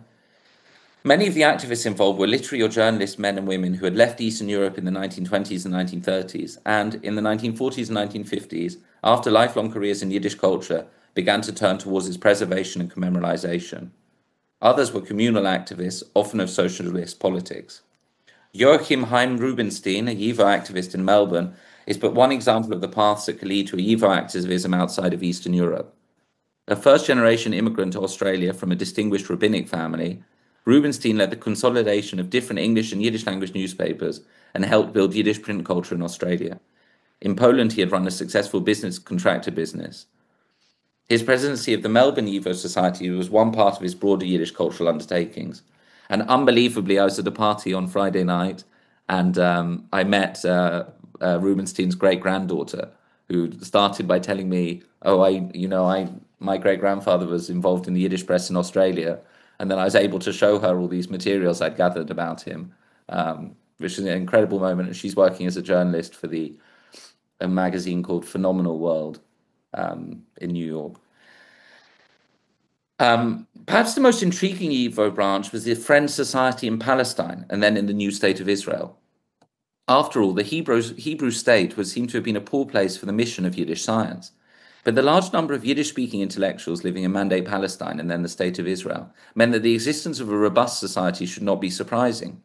Equally, as historian Rachel Rajansky has demonstrated in her recent history, Yiddish in Israel, Israeli society was actually far more ambivalent about Yiddish and its role in cultural transmission than earlier scholars had emphasized. The society, the Friends Society in Israel, or at that time Palestine, in the 1930s went by the Hebrew name Va'ad Lema Asafi YIVO, Society of the Collectors of YIVO. I was in contact with the headquarters in YIVO, in Vilnius. The latter sent the Yishuv Friends Society a detailed memorandum from the YIVO 1935 conference via the Yiddish Literary and Journalist Club, detailing all the work that it thought had to be done on the history of Ashkenazi settlement in Eretz Yisrael. The society was forced to cease its collecting activities due to the Second World War, but was refounded in April 1950. Then it launched a robust research and cultural program. Over 500 surveys were filled out for a new study of immigrants to Israel. There were also lectures from distinguished intellectuals such as Rockel Auerbach and Isaiah Trump, as well as receptions for visiting writers such as Joseph Opatashu. Its collecting activity was considerable. Its active network of Zamners collected substantial materials on Jewish colonization, the Haganah, resistance movements in pre-state Israel, and on the War of Independence and on Jewish immigration to Israel in the Mandate period. It then sent these materials to New York in quite prodigious quantities. In 1953, it sent 70 parcels. In 1957, there were 120 shipments. Of course, some of this material was made up of copies, but there were also much archived material. The YIVO Friends Society itself spoke about the state of Israel in the terms of Zionist ideology. It said that the state of Israel is today the site of the true ingathering of the exiles. We have almost concentrated for ourselves the Jewish people with its age-old scatteredness through its representatives here in Israel. But in fact, this diversity of Jewish existence was one reason the society argued that YIVO was necessary. How, given the Zionist principle of ingathering, could the society then justify the fact that it was sending away from Israel important material about Jewish life there and about the state's very formation? At least for some Eastern European Jews in Israel, the ideological imperatives of YIVO's call to collect materials from around the world and send it to the center in New York trumped the Zionist imperative to concentrate Jewish existence in Israel. Or to put it another way, perhaps we would better to understand the Israel Friends of YIVO Society's actions as showing that the social practice of Yiddish history making, constructed, popularized, and globalized by YIVO, was more important than the ideologies of local nation states, even if they were Jewish. This contradiction was not to pose too great a problem, however, as the Israel Friends Society struggled to reach an audience and sustain members outside of its core leadership group, even in 1959, and declined subsequently. For YIVO activists, and this is a photo from London with Sholem Ash, for YIVO activists and the broader Yiddish-speaking community, the survival and flourishing of YIVO branches was a sign of tenacity in the face of the barbarity of the Holocaust. As Joseph Frenkel wrote, Yiddish is a wanderer. As it disappears from one town, one country, one area, it reappears in another country, town, or area. It has practically departed from Austria and Slovakia, only to arrive in Canada or Brazil. YIVO branches exemplified this hardiness and resilience, sprouting across the world and flourishing between the 1930s to the 1960s. YIVO, as a crucial institution of pre-Holocaust Yiddish culture that survived the Holocaust, was able to serve as a relay baton for preserving secular Yiddish culture around the world. So to conclude, YIVO developed around the world not simply organically, but also because of ambassadors sent from the center. However, it also struggled in a competitive global marketplace for different international and transnational Jewish organizations. Secondly, the success of the regional YIVO centers broadly correlated to the role of Yiddish in the societies they were based in, with the Second World War and the Holocaust serving as a decisive turning point in the differentiation of the various regions. Thirdly, these global branches mostly failed to survive and hence passed the baton to a new generation of Yiddishists who would have been grateful for their work. And the irony is that those Yiddishists would then go to New York to encounter Yiddish culture, but not, as would have been made much more sense for basically the preceding 50 years, to their local branch. Fourthly, the relative strength of the branch also had a paradoxical effect on global Jewish history making, as countries with poorer YIVOs exported more material, which, although dispossessing their national Jewish communities, enriched scholars who had access to New York. The exceptions there are Israel and Argentina. And just in case, these are some, I didn't have time to go into it, but the amazing commemorative efforts that took place with the Holocaust. Here's from the Argentina exhibition. And then, of course, there's no sense that the different branches of YIVO were able to escape history after the Holocaust. This is a site of the destruction at the Amia with the terrorist attacking in 1992. Thank you so much.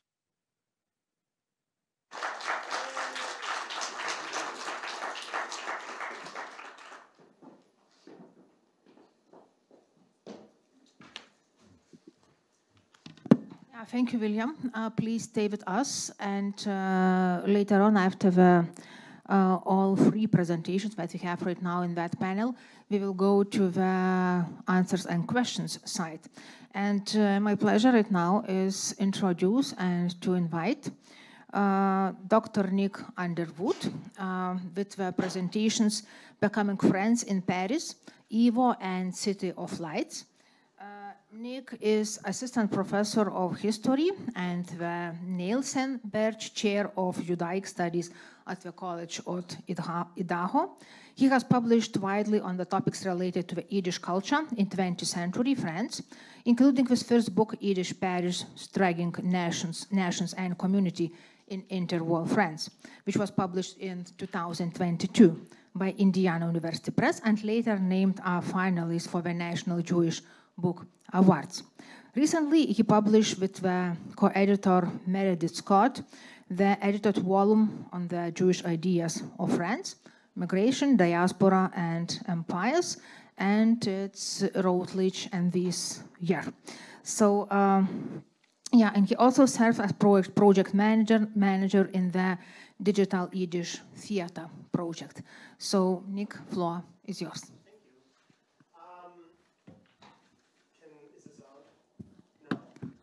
It's off. Nope, now it's on. All right, the magical AV people worked their magic. So I should probably first thank them and then thank everyone for putting on this really lovely conference. I've enjoyed very much the moment since I arrived, whenever it was, because I'm so jet lagged still. But whenever I arrived to now, it's been lovely. Thanks for everything, for putting all the logistics, everything. It's been wonderful, and it's been really a great opportunity to spend this time in Vilnius with you all and learn so much from everybody, and now you have to listen to me. In late December 1919, 50 people met at a cafe in Paris' 3rd arrondissement to create an executive committee for the newly established group La Coche Juive. Leon, or Leo Glazer, former Secretary General of the short-lived League for the Defense of Oppressed Jews, was unanimously nominated president. Glazer, poised in his suit and tie and small, round, wire eyeglasses, declared that La Coche Juive would stand for Jewish unity and that the group would be an outlet where, quote, members can learn about everything related to Jews, end quote. One person then stood up to ask about the group's political stance. At this moment, responded Glazer, it's not about that. But why am I talking about La Coche Juive, Glazer, and Paris at a conference about YIVO? And we're going to get there. But what I'd like to do a little bit first is kind of like lay some groundwork about what Yiddish culture looked like at this particular moment to really kind of nuance and integrate YIVO and how it worked within the confines of Yiddish culture in interwar France. Interwar Paris was the sometimes forgotten homeland of Yiddishist diaspora nationalism in Western Europe. And the origins of that flourishing were found at that first meeting of La Coche Juive, and Glazer was to play a role. He would find himself involved in almost every major Yiddish cultural institution to emerge in France during the interwar years. His apolitical ideal would fade through the course of the 1920s and the 1930s, but the idea of creating culture in the Yiddish language that could appeal to all corners of the Jewish street was one that would remain until the fall of the Third French Republic in July 1940. Given the fraught politics of interwar France within both French and Jewish circles, the success of interwar France's Yiddish cultural project relied entirely on Glazer's model, which would parallel to some extent some of what we've heard about YIVO's later model. Of course, the Glazer's organization starts in 1919, so kind of there are some parallels there. It needed to be apolitical so that it could bring together the variety of political and Jewish groups, many of which were antagonistic toward one another, that were active in the 1920s and the 1930s in France.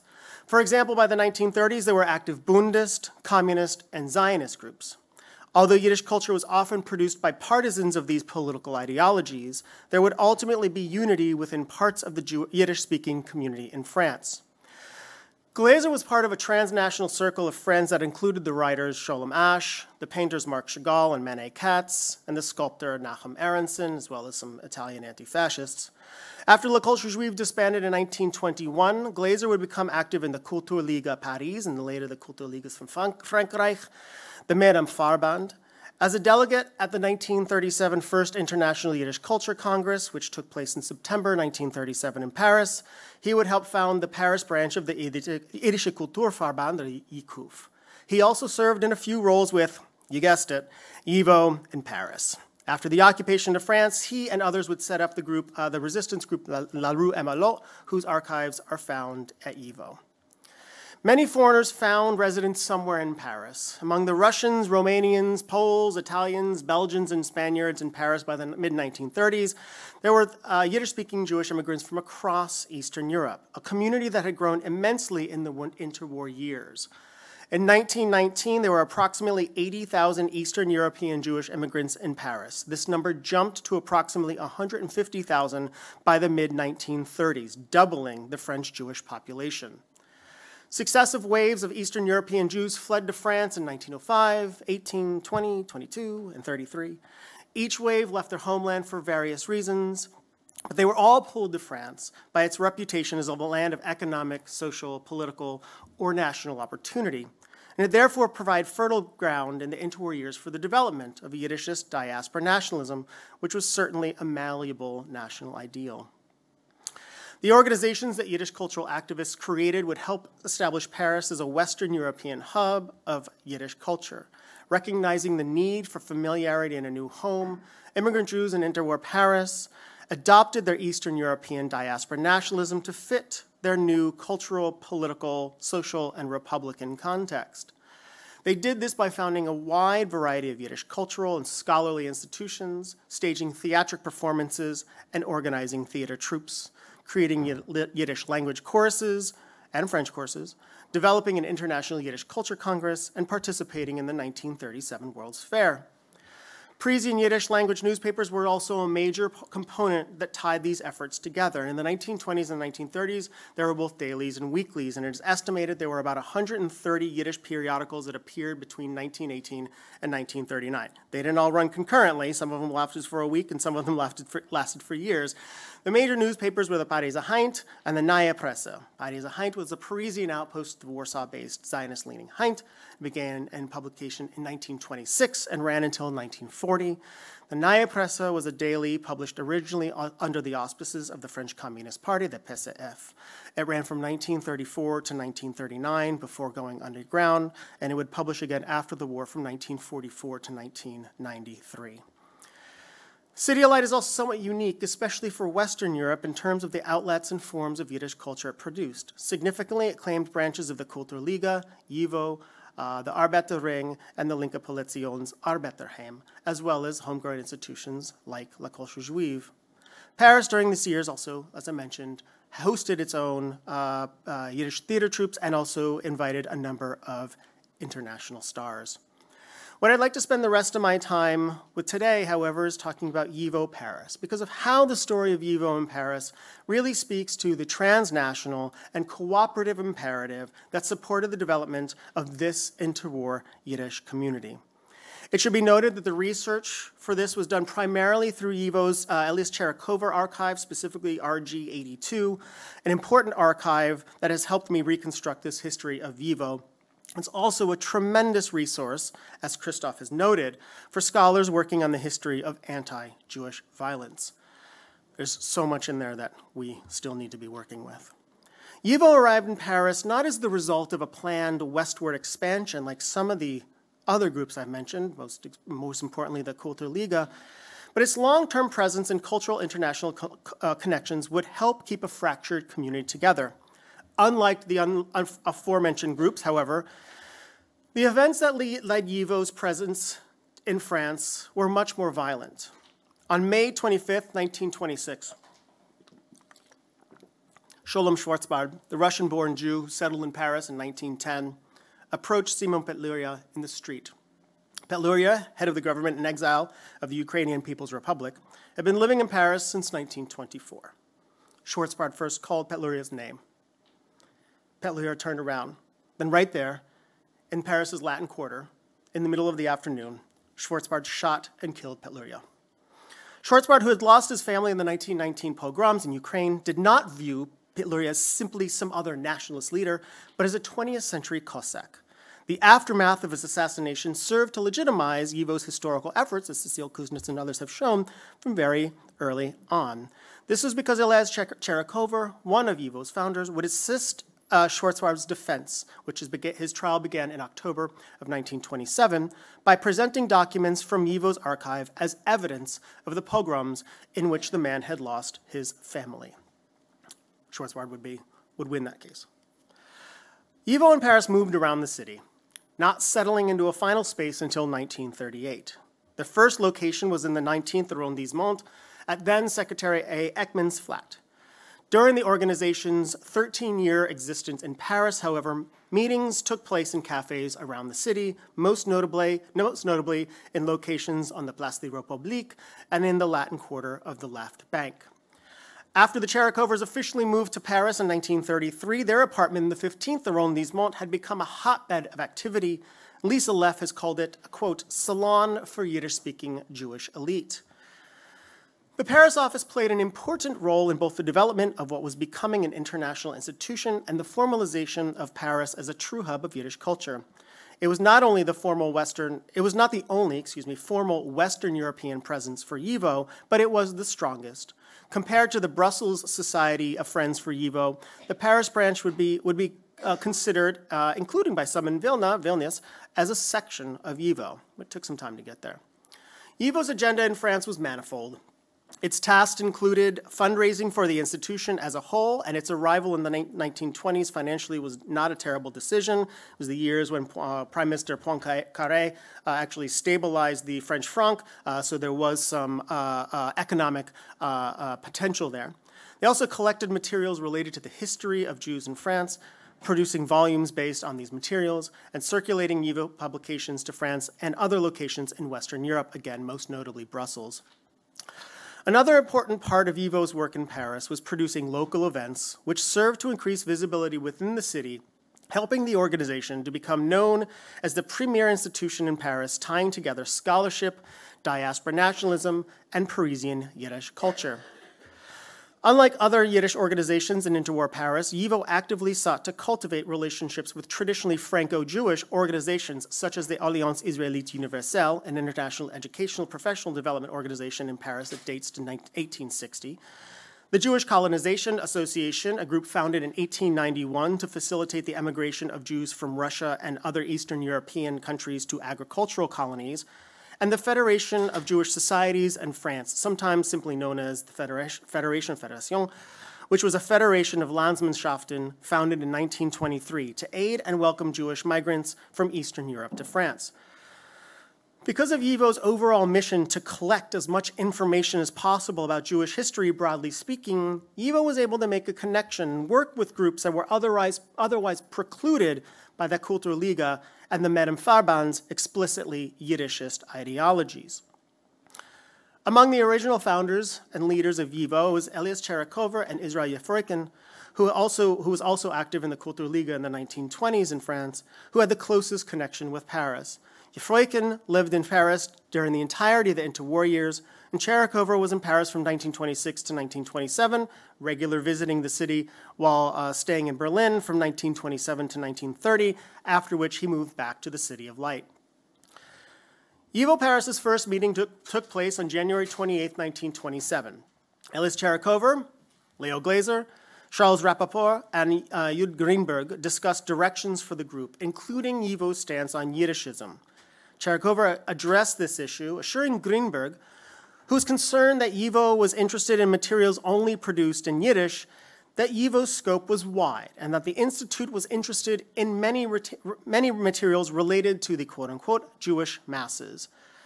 As early as March 1927, what was then called the Society of Friends of YIVO in Paris established a historical section, an economy and statistics section, and a literature section, which were all charged to, quote, collect and to study the history of the Jewish community in Paris, explore the Yiddish materials in archives and libraries, and the economic situation of Jews in Paris, and collect bibliographies.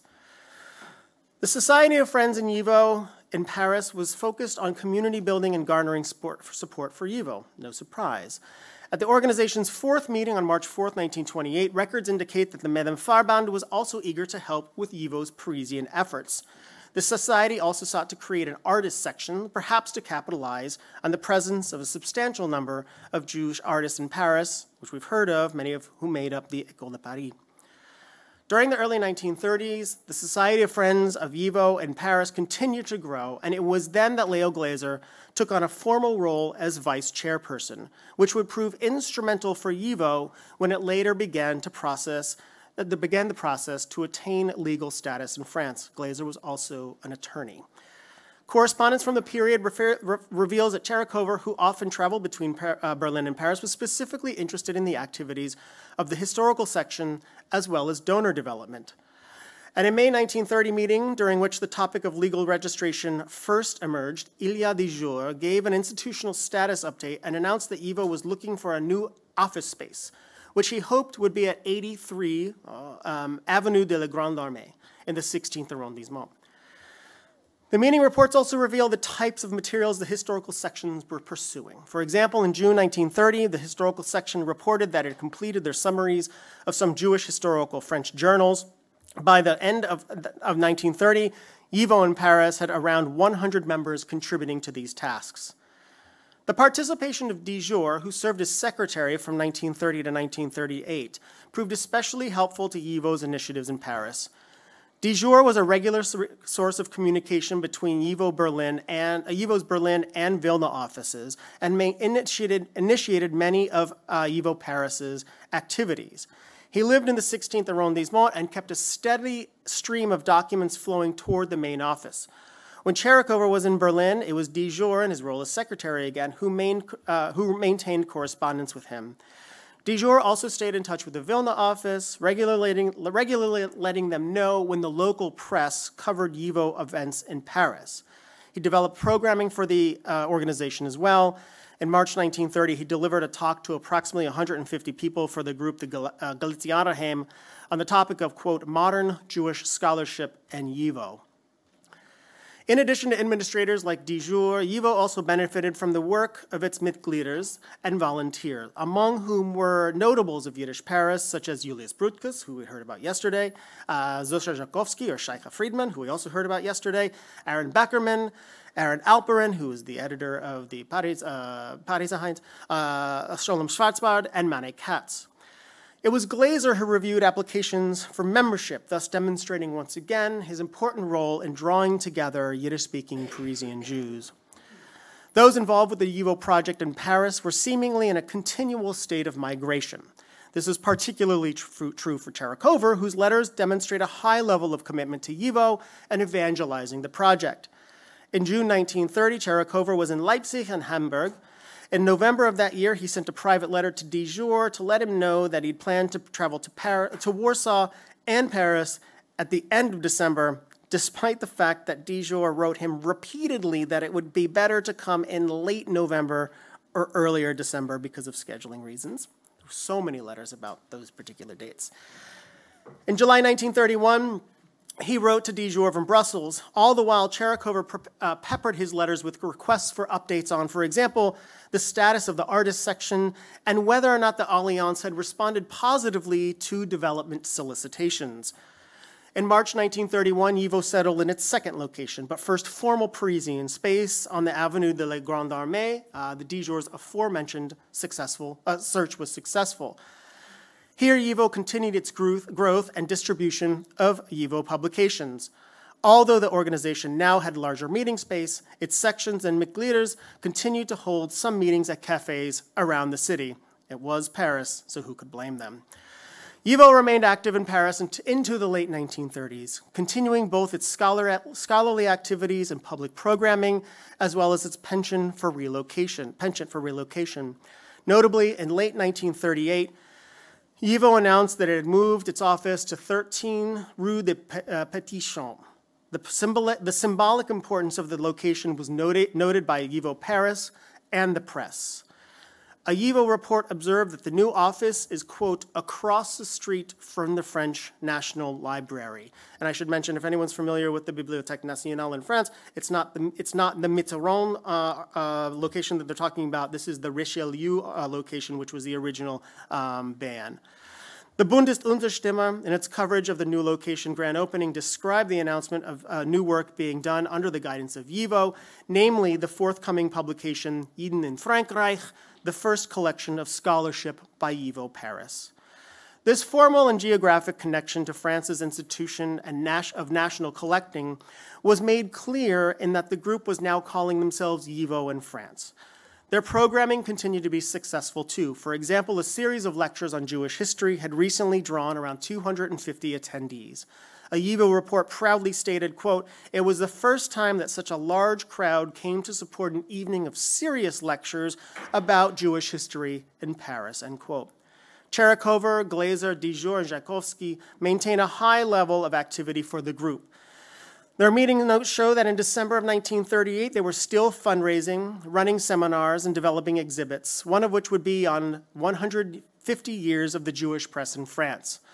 They were also still building networks within the community and looking for new potential partners. Namely, they met with Frau Judith Sternfinkel, who was part of the Jewish Student Union in Paris, and ensured that the Nürnberg Bibliothek, this is what the Medem Bibliothek was called during the interwar years, was carrying all of YIVO's publications. They even gave the library a discount.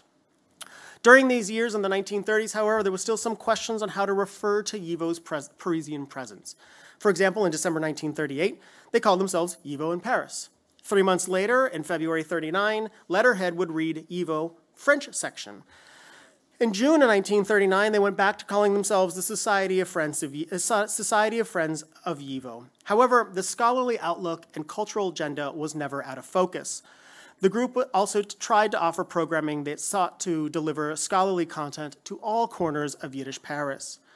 One event on April 24th, 1939, brought together on stage members with a wide range of political leanings. Charles Rappaport, who had just left the PCF over disagreement with the Stalinization of the party, the apolitical, though general leftist with Popular Front tendencies, Leo Glazer, and the Zionist writer Nissan Frank. The panel was organized to share stories about Yiddish Paris's past. YIVO Paris's ability to build networks within the community because it was working with people tied to so many factions in the city was one of the group's strengths during the 1930s and played to the original missions of other groups such as La Culture Juive and the Kulturliga. YIVO was able to successfully sustain these relationships primarily because it operated without political affiliation, something we've heard about over the past couple of days, even if members such as Rappaport were outspoken about their politics in other venues. YIVO Paris would remain active until the Nazi occupation of Paris in June 1940, and there was a short-lived post-war effort to bring back YIVO in Paris, but it was not long-standing. Thank you.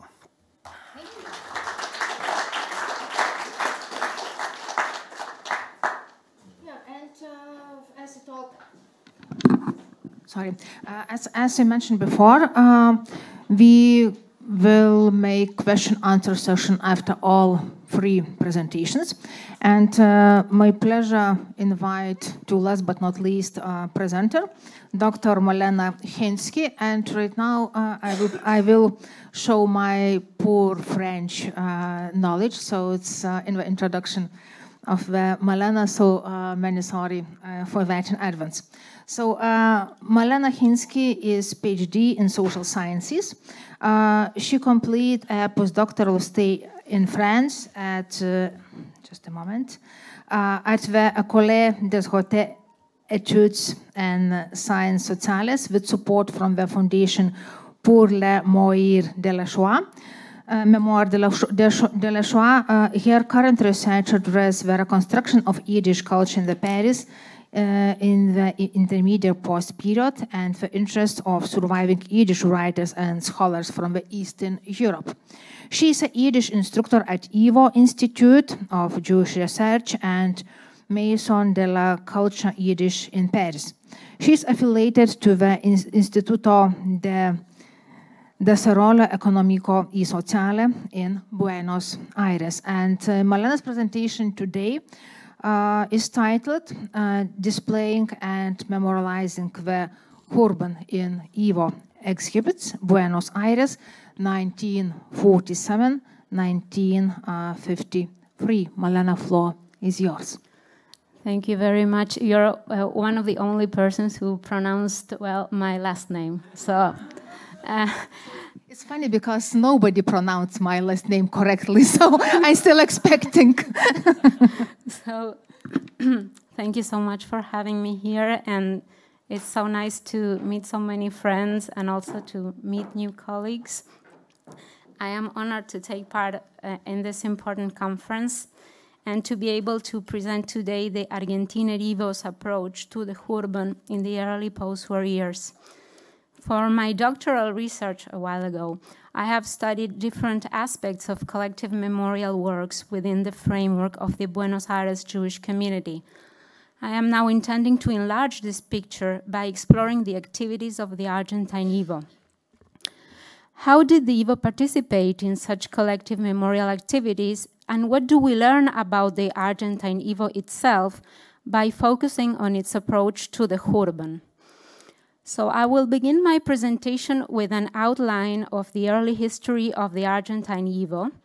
Secondly, I will propose an interpretation of the YIVO's general approach to the urban.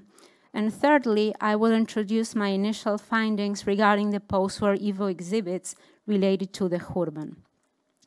The history of the Argentine YIVO has heretofore not been the subject of scholarly publications. I wrote this paper on the basis of materials produced by the Argentine Jewish community and sources drawn from the YIVO archives in Buenos Aires. Future research should delve more into the Argentine Yiddish newspapers. So through this presentation, I would like to make a modest contribution to our knowledge of the history of Argentine YIVO, and I sincerely apologize for possible errors or inaccuracies. Founded sometime between 26 and 1928, and we have been illuminated by Sylvia Hansman about the myths surrounding the founding of Argentine YIVO. So the first task of the then Argentine department of YIVO were to collect funds and documents for the YIVO in Vilnius. However, a few years later, it would become an independent institution, its main goal shifting to that of collecting materials on Argentine Jewry. In 1939, the Argentine YIVO Obteil turned into the Jiddischer Wissenschaftlicher Institut in Argentina. The institution is heretofore known by its acronym YIVO IWO due to phonological reasons related to Spanish. On September 1, 1939, coinciding with the beginning of the Second World War, the YIVO moved out to a larger space, and on January 2, 1940, the Central Library and the archives were inaugurated. Funds were collected to buy books, and books were also collected from private homes. Local institutions were approached in order to collect archival documentation. Research was launched with the publication of Argentina YIVO Schriften in March 1941. The contents of this journal were related to Argentine Jewry and South America. A turning point in the YIVO history occurred when the Kehile of Buenos Aires, which is the former Hebre Kedishe, later renamed AMIA, built a special floor with 13 rooms to host the YIVO in its building located at Pasteur 633 in the Jewish neighborhood of Buenos Aires, El Once. In November 1945, the YIVO settled in its new home, where it would remain until the terror attack on the building in 1994. The YIVO functioned in 4 separate sections: the publishing house, the library, the archive, and the museum. The publishing house issued books and 2 periodicals, the Argentiner YIVO Schriften mentioned previously, and the Argentiner YIVO Jidiš, focused on the activities of the YIVO. The library was divided into 2 sections, the central library aimed at intellectuals and students, and the general reading library where books could be borrowed. By late 1939, the library possessed 5,400 volumes. By mid-1953, when my source was published, the number of books held by both libraries was of nearly 30,000 volumes.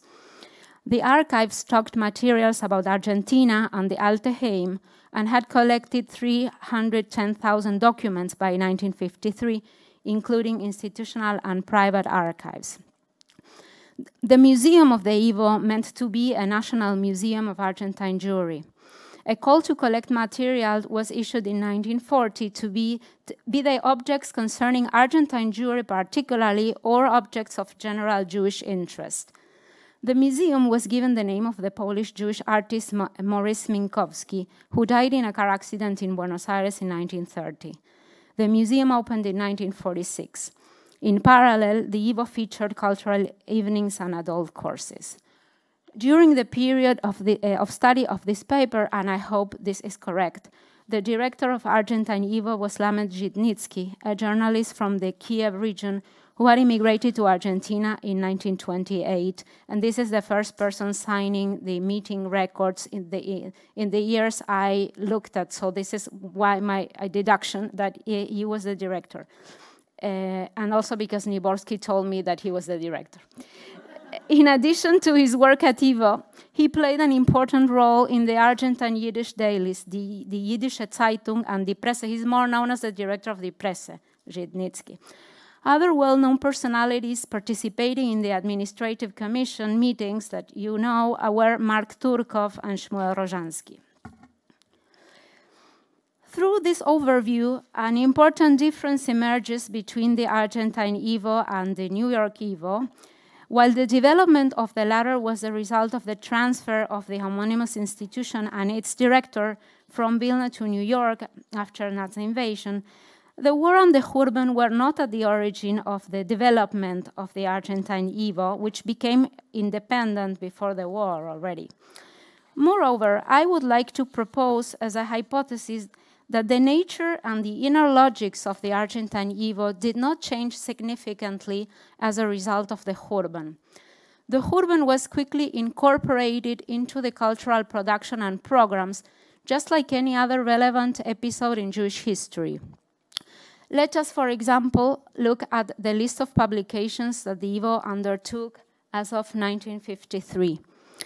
Among 8 published titles, half in Spanish and half in Yiddish, 2 are Khurban-related: a booklet about resistance in the Warsaw Ghetto and a volume of survivor testimonies translated from Polish titled The Survivors Speak, to which a prologue by the Argentine Jewish poet Cesar Tiempo, pseudonym of Israel Zeitlin, was added.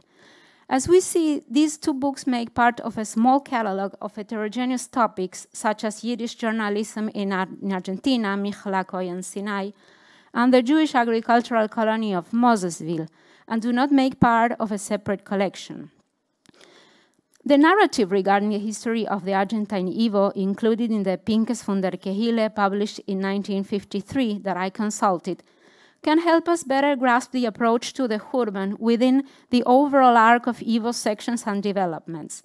In the description of the holdings of the Minkowski Museum, opened in 1946, we read, "In the museum there are objects related to Jewish customs, sacred objects, documented illustrations of Jewish mass destruction in Europe in the Hitler period, valuable printed copies from Tsarist times in Russia, and also materials of historical significance." This summary includes Khurban-related objects in a heterogeneous list and does not mention specifically the Khurban exhibit organized in 1947 that I will refer to later.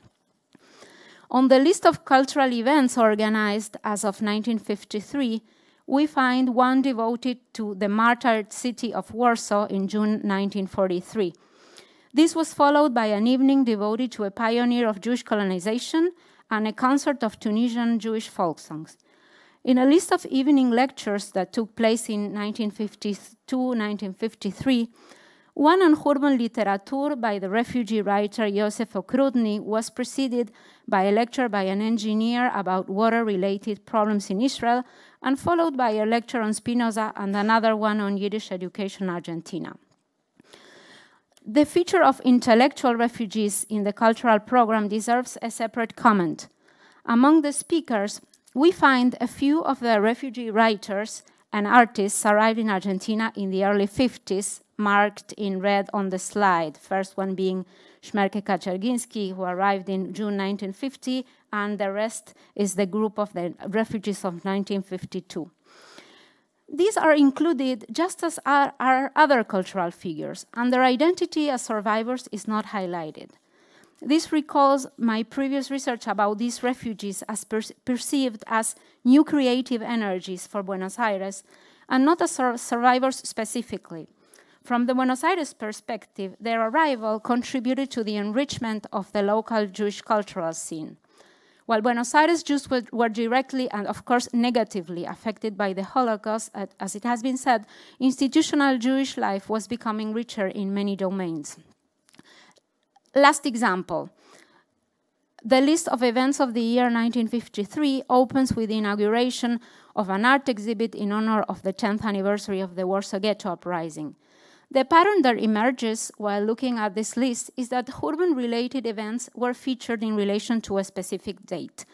The same logics continued into the late 50s. For example, from another community source, we learned that among various exhibits organized by the Minkowski Museum from 1957 to 1963, one of them exhibited ghetto materials on the occasion of the 50th anniversary of the Warsaw Ghetto Uprising, and another one featured urban materials related to the Eichmann trial.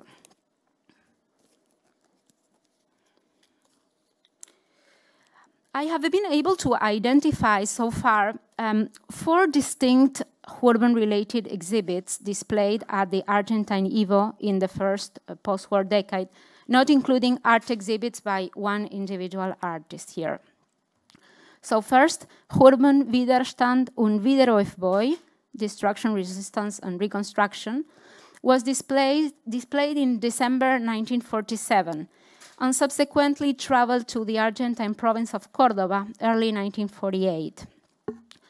Die Schöpferischkeit von der Scheideshapleite, the creativity of the survivors, was inaugurated on the anniversary date of April 19, 1952, and featured periodicals, books, and artistic works created by survivors in the GP camps between 1945 and 1950. A collective artistic exhibit of Argentine Jewish artists inaugurated in April 1953 to commemorate the 10th anniversary of the uprising. The latter was characterized by a journalist of Die Presse as an exhibit of ghetto motiven. And finally, an exhibit of rescued objects and books arrived in Buenos Aires via the Jewish Cultural Reconstruction was inaugurated in June 1953. This exhibit was organized by the DAIA, the main political Jewish organization in Argentina, and Avram Sutzkever participated in the inauguration as a guest of the Nürnberg Association of Yiddish Writers and Journalists. If we consider the sequence of exhibits, the first initiative aimed at displaying the urban and its aftermath to local visitors, the second highlighted post-war activities by survivors still living in displacement in Europe, while the third and fourth exhibits aimed at commemorating the destruction through artworks and rescued objects. And now, in light of the ideas exposed in the previous section, I will focus on the 1947 exhibit shortly, Urban Widerstand und Wiederaufbau, of which there are some visual materials available. Through this exhibit, the Argentine YIVO presented, mainly through photographs, past and contemporary events that were geographically distant, including post-war violence against the Jews in Poland. Carefully looking at this only available photograph featuring a large part of the exhibit, we may read the titles of some of the sections. For example, on this close-up, it's the same picture. We read, After the War, Helped by the Joint, aftermath, a pogrom after the Nazis in Kelt, massacres, executions, Jewish traders, Vilna Jews after liberation. Okay. A picture of the exhibit when it toured the province of Cordoba in January 1948 shows a legend that was absent in the picture we saw earlier. This legend of Mirza Inendo. The spirits of Mirza Inendo is also present in the signature album, which includes around 1,000 signatures of visitors to the exhibit, among them Yiddish writers and journalists such as Michal Cohen Sinai, Nehemiah Zucker, Simcha Snet, to name a few, but mostly Jews of no particular renown. This material awaits systematic study and additional sources in order to reconstruct the motivations of the organizers and the profile of the visitors. And Itzhak Niborski said, make a full list of in an Excel, and I will probably know 70% of the people. So this awaits further work. But my point here is that YIVO provided each individual visitor with the material support to state, I have been here, through a personal signature. And I would like to share a picture preserved in the archives featuring the 1948 Urban exhibit in the province of Cordoba, of a man in a ethnic uniform standing next to a sculpture entitled Gas Chamber. Behind him there is a panel on Jewish partisans. From this picture, whose history remains so far unknown, arise many questions. If this is a true Holocaust survivor wearing an authentic ethnic uniform, is he a visitor to the exhibit? Is he being exhibited to depict a living survivor? Why was he photographed and by whom? I think that this picture struck me because of the very alleged presence of a Holocaust survivor identifying himself as such back in 1948, when few survivors had yet settled in Argentina. We must bear in mind that Argentine Jewry experienced the war and the Holocaust at a distance. When the first survivors began to arrive, they provoked some kind of revelation until they became a normalized presence. However, most survivors remained invisible to Jewish and Argentine society for many years, mainly because they entered illegally to the country. To conclude, I would like to discuss in what respects, if any, we may state that there is a specific Argentine dimension in the urban exhibits displayed by the Argentine YIVO. If we compare these with the early post-war urban exhibits studied in the dossier Collect and Display about Early Holocaust Exhibits, coordinated by Rachel Perry in 2023, we observe that those exhibits organized in Europe, the United States, Cyprus, and Israel were survivor initiatives. This applies as well to the New York YIVO exhibit Jews in Europe 1939-1946, which had been previously prepared in Hungary, according to the contribution to the dossier by Daniel Berry. In contrast, the Argentine YIVO exhibits respond to a different logic and cannot be characterized as motivated by the survivors' aim to reclaim their agency, as put by Perry to describe the exhibits included in the dossier. As I have argued earlier, the Argentine YIVO exhibits were part of YIVO's overall cultural program and alternated with other varied events, often related to specific dates in the Jewish calendar. The fact that Argentine Jewry was able to approach the Urban as one event among many in the centuries-long Jewish history expresses, on one hand, a distinct reality of Latin American and of American Jews more broadly, who did not experience the same kind of rupture due to the Holocaust as European Jews did. Despite the fact that thousands of Argentine Jewish families were directly affected, the Urban did not menace the continuity of the community. But the fact that the Argentine YIVO was able to promote new cultural and artistic content in Yiddish based on those recent events is perhaps a specific Argentine dimension related to the arrival of thousands of Yiddish-speaking Jews in the interwar period who were responsible for these initiatives and who perceived themselves close to the world that had been destroyed. And as far as I know, there were no similar initiatives in Latin America The 1945 Mexican photo exhibit titled Our Destroyed Homes, referred to in Tamara Gleason's dissertation, was a visiting exhibit of Roman Vishniak's photographs brought over from New York YIVO, and not a locally produced exhibit. Through these urban exhibits, the Argentine YIVO actually brought these events closer to South America in order to inform, but also to affirm that Argentine Jewry was present and alive, mir sein und do. However, this statement may not have had the exact same connotation in Buenos Aires as it had for survivors of the camps. In Buenos Aires, it meant that there was a place in the world distant from the sites of destruction where Jewish culture in Yiddish thrived and had never stopped.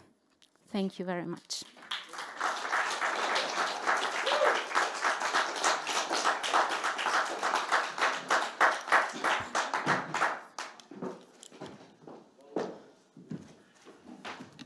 I would like to ask presenters come nearby me to sit on the chairs, and we start question and answers session. And I hope that we have a William in the screen as well. So please, questions. Please, as usually, raise your hand and ask. Yeah, Davila.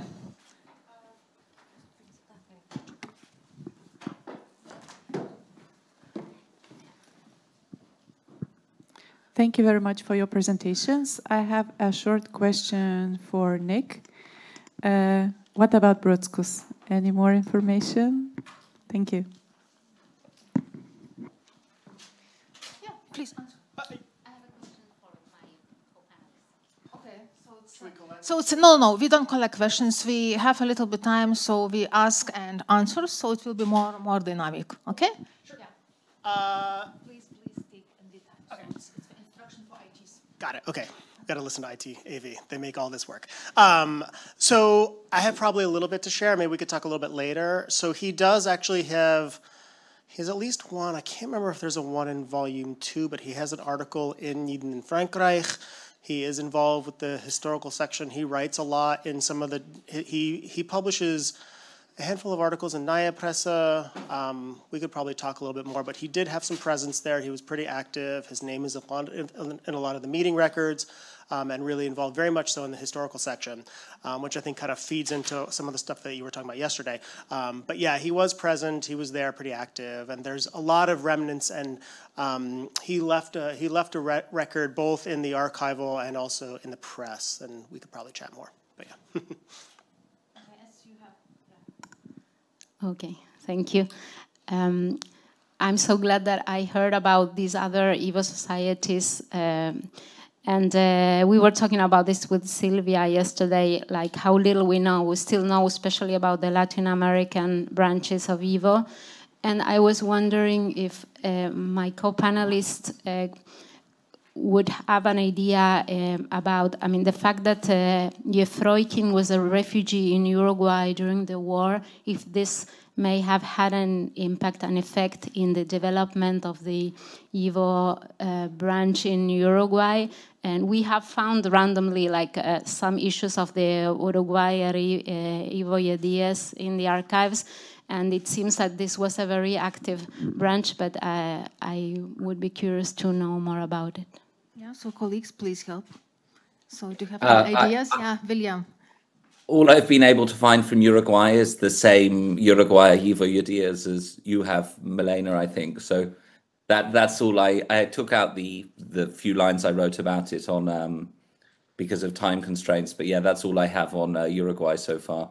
But it is, the Uruguay Society are really proud of how much they achieved, and it is quite impressive. Like the library they built up has something, I think over 1,000 volumes or something.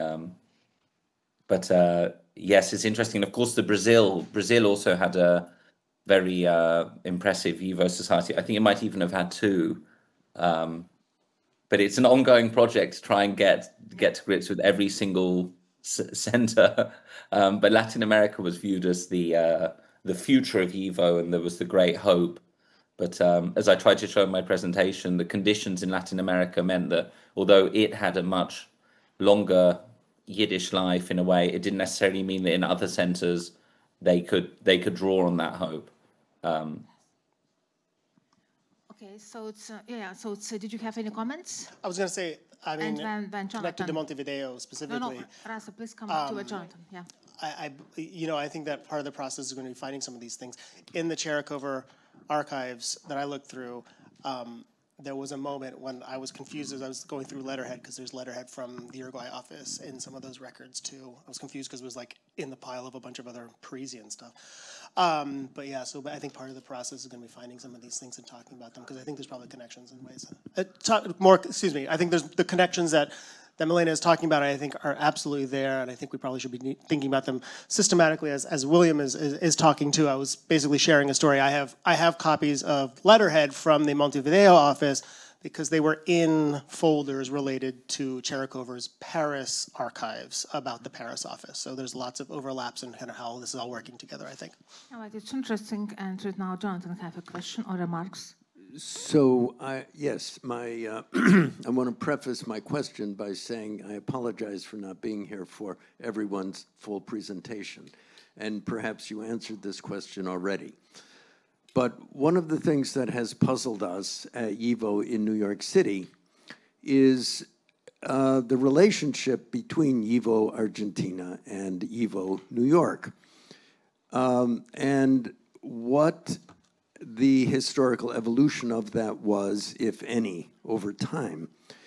YIVO New York, for better or worse, considers itself YIVO. And was there a time when YIVO Argentina was connected to YIVO New York more strongly? Was there more interaction? When I arrived in 2009, no one paid any attention, frankly, to YIVO Argentina. It has only been in recent years that we've had more connection. We'd like to have more connection. And it remains a bit of a puzzle to us how to work out what the relationship really is. So if you could shed light on that, I'd be grateful.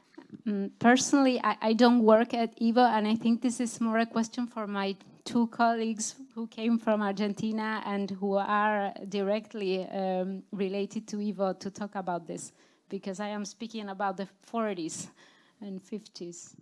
Maybe Sylvia. William, did you have some comments? They did try and build connections in the 1950s, but I think only on the scale as kind of what Jonathan was describing of, oh, it would be good if we collaborated. And Shatsky went and gave some seminars from New York in Buenos Aires to try and raise a new generation of, and to give them the kind of scholarly training from headquarters. But the collaboration was never so deep. I think Nick touched on it really nicely when he was talking about the names of the French society. You know, that you start as a French society, you aspire to be a section, and then if you really hit it big, you just become YIVO, then that country. In what I found in the archives was the YIVO headquarters policing how these various branches describe themselves. And YIVO Belgium was, told with, not in disgrace, but YIVO Belgium had to step it down a bit. It was not a section. It could only call itself a Friend Society. And YIVO headquarters was keen to make sure that that was uniform. But the reason I say that, not to go on a tangent, is because YIVO Argentina is YIVO Argentina. And I think, Milena, you traced the development of how it went from a Friends to a... But I do find it fascinating. I mean, the really fascinating period would be to look at the history in 1940, 1941. I'm sure Kalman has already talked at the conference about that. Everything was in flux for YIVO. I mean, it was, at that moment, YIVO was several YIVOs completely. Who was the valid headquarters? And so to look at how Argentina, which was in the most stable condition in a way, well, I suppose New York was just as stable, to look at how that interacted. For me, also as an observer, very interesting to note that there's not the smoothest connections between YIVO in Chicago and then YIVO in Miami. There's a whole monograph, not a monograph, but like a whole single volume book just dedicated to the history of YIVO in Miami, which I haven't had time to go through properly yet, but I know is an amazing story. In a sense, that's YIVO Latin America as well. Yeah, let's go a little bit the comments of Sylvia, if she have, Just- and Kalmans, and then I see Cecile hand. Yeah. Just a brief comment. It can be follow the relationship from the archives. You can follow either the names, how the names evolution during time, and also the correspondence between YIVO Buenos Aires and YIVO New York. Rozhansky corresponded with Weinreich quite often. They were friends also. They asked for advice one another. And also you can follow in YIVO Blätter from New York news about YIVO Buenos Aires, about different activities. During the 50s, you can see a lot of mentions of YIVO Buenos Aires, and then slowly in the 60s, it starts fading. It still needs more research. I feel like it's maybe, you know, when you think of Yiddish land as a continent, and we see over time, you know, Pangaea, a continent becomes more and more separated. It's a bit like YIVO Argentina, and from what you're saying, YIVO Argentina and YIVO New York are one continent in the 50s, and then over the course of the 20th century become two kind of separate land masses. Yeah, it's Kalman's comment or questions, so we're expecting questions, please. I have quick comments and some questions. I have too much to say, but I'm so happy that you had this panel. I'd like to thank William for sharing his work with me before, and the fact that Nick wrote a book was very helpful. Milena, I'm waiting for you. All right, so the couple of comments. One, it was pretty clear that New York was the world center by 1940. Even in Vilna, they were told this is the case, and they were upset about it. But all the surviving heads of the YIVO sections were all in New York. The questions I have are, well, one's a comment from Milena is, I think what you were saying about YIVO's attitude to the Holocaust is very important, but it should be compared with elsewhere, because it's the same attitude, that the Holocaust is not a definitive break, it's a part of Jewish history. That's the YIVO ethos, which differed from so much other Holocaust research. And Nick, I wanted to ask about, I know, from what I understand, Tchaikovsky started as an aspirant working in Paris with Cherikele. I wanted to know, was there anybody else? Was there something like this, either in Buenos Aires or in Paris, young people working, being aspiranten prior to World War II, with some, even from a distance, not going to Vilna?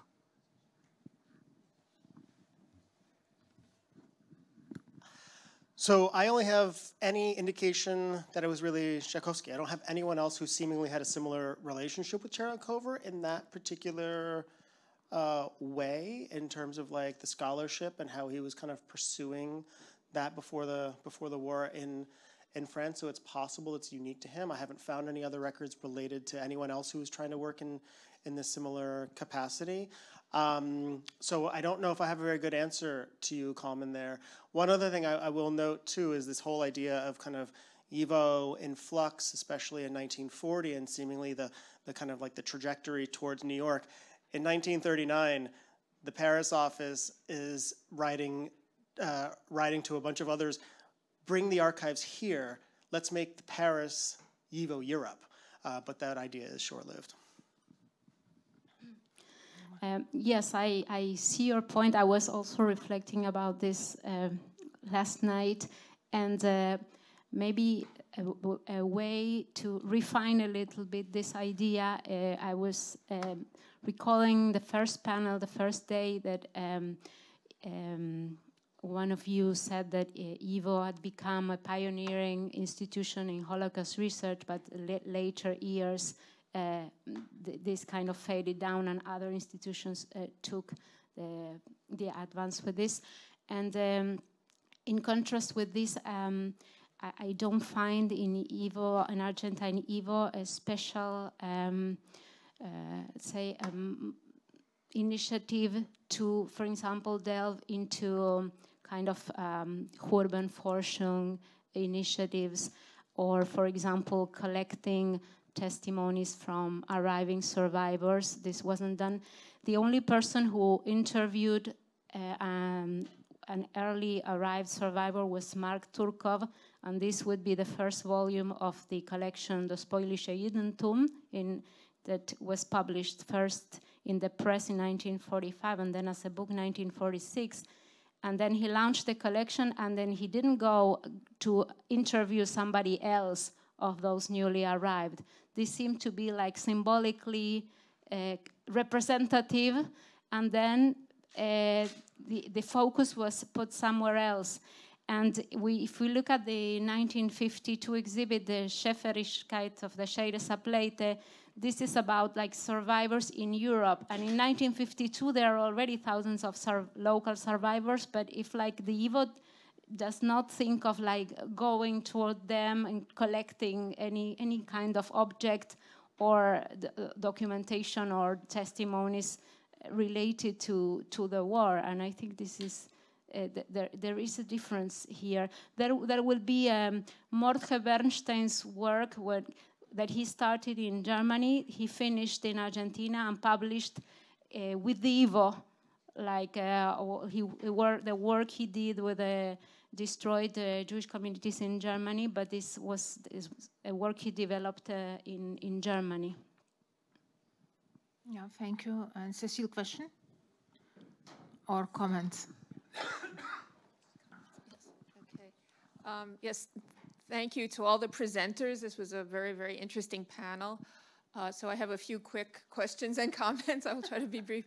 But I think Nick and William, your papers worked very well together, obviously, and it raises many questions. But the one I want to ask is, one of the themes is the debates about these different YIVO groups / branches, whatever we will call them, and how they, what they saw as their purpose.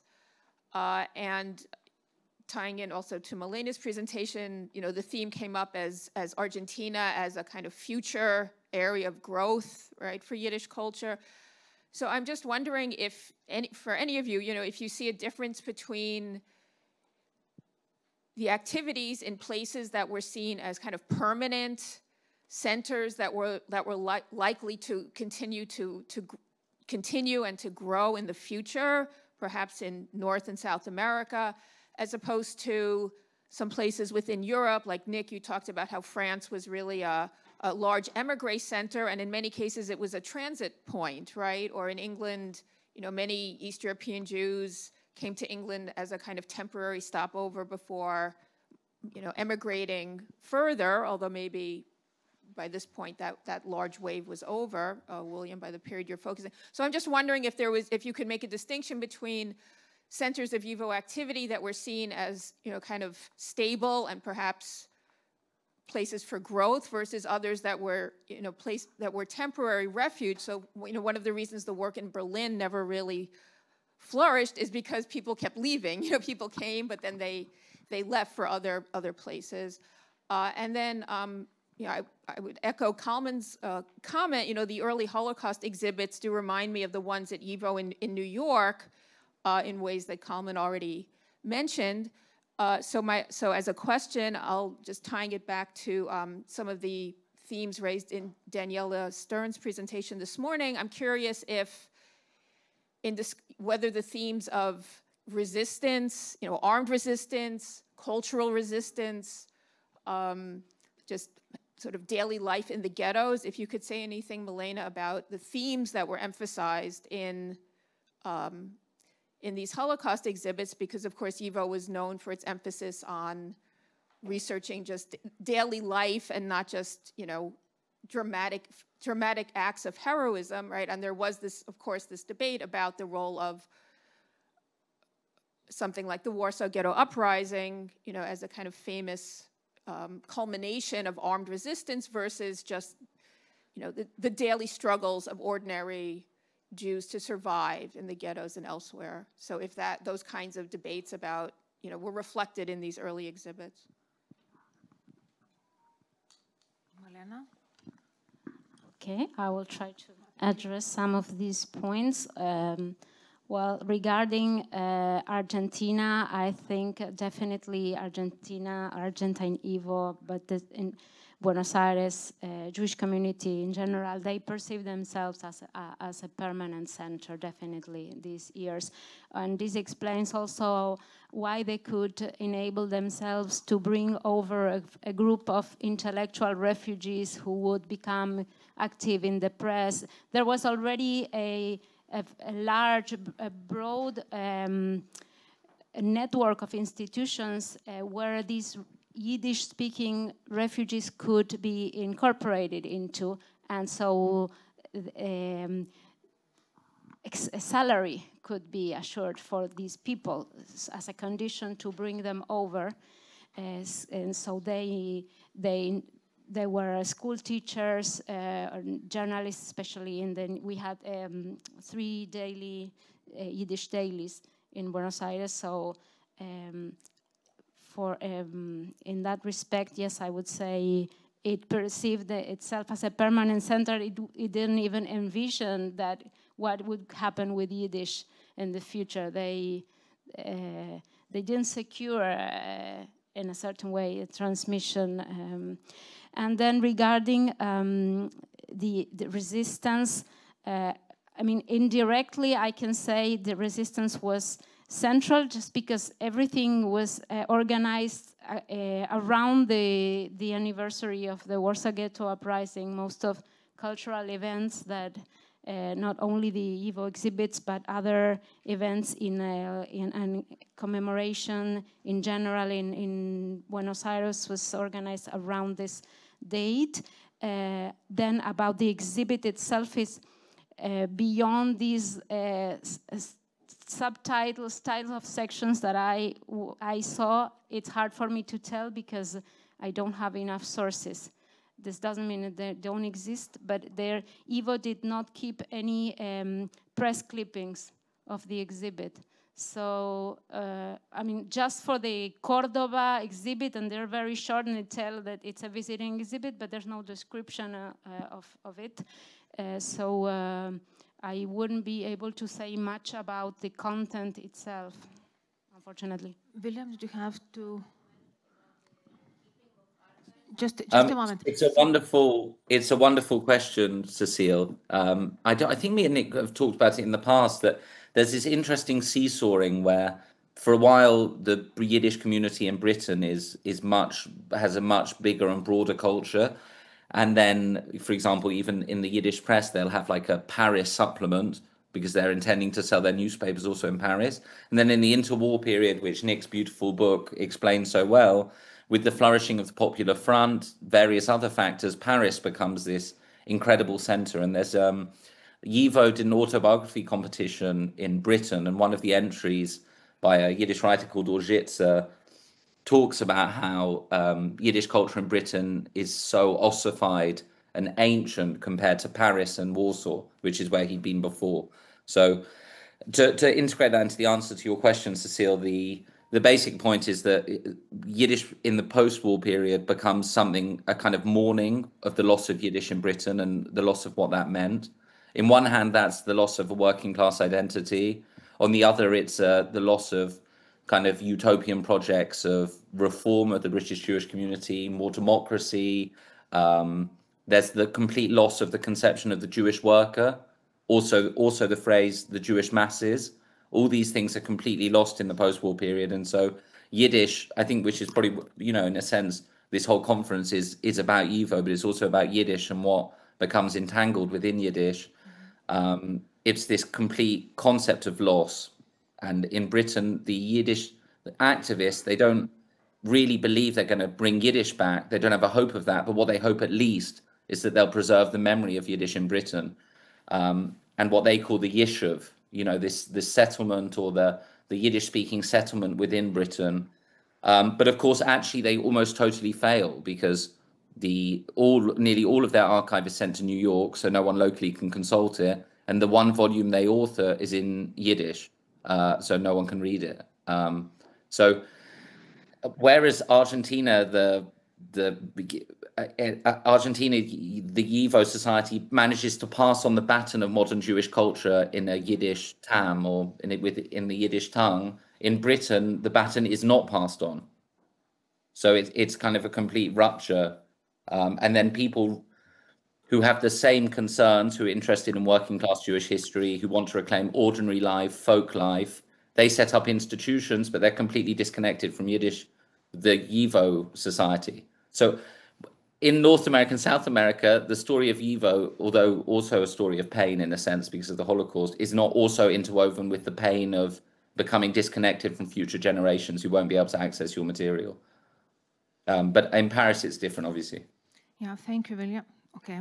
I have a comment I think about Cecile, because I think about this a lot, about, you know, France related to Yiddish culture, specifically for us for YIVO, as either a transit place or an actual final destination for a number of Eastern European Jewish immigrants. And, you know, the story is that it's both. It's a transit spot for many, and then also many remain there, participate in the resistance, and then after the war, either go somewhere else, or many also stay there as well. So France is this kind of like interesting kind of case in terms of how the role that it plays in the history of Eastern European Jewish migration.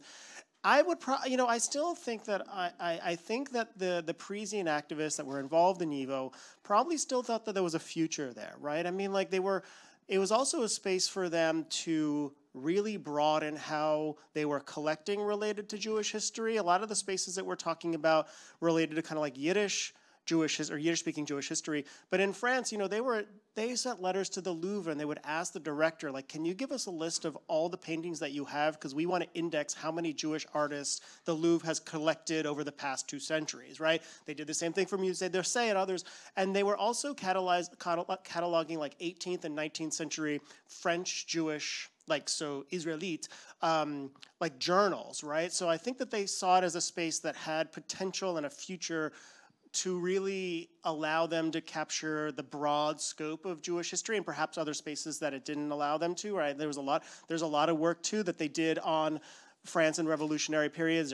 Tchaikovsky's collecting, you know, published on Jews in the French Revolution and Jews in the Paris Commune, and kind of really, I think that that particular context, I think for them, they thought that there was a future. I think the reason that there isn't much, and this is kind of speculation based on how things kind of play out during the resistance and after the war, is, so Tchaikovsky comes to Paris after the war, and he tries to collect and bring some things back to the United States in all the different ways that we know that he did that. And we'll just leave it at that. But, you know, I think and he did want to try and create another office there. But during the resistance, you know, there was Isaac Schneerson and like the CDGC, like the Center, the Contemporary Documentation Center for Contemporary Jewry, I'm translating that poorly, which became the basis for the Memorial de la Shoah, right? So there was some collecting efforts that were going on during the war that I actually think are borrowing from the YIVO imperative and then continue after the war, right? Both the UJRA and the CDGC both start as like resistance organizations that start collecting in 43 and then open institutions after the war. So there's a potential there, I think, and I think Tchaikovsky was one that thought that there was a potential future after the war, but these other 2 institutions were kind of doing some of that work, right?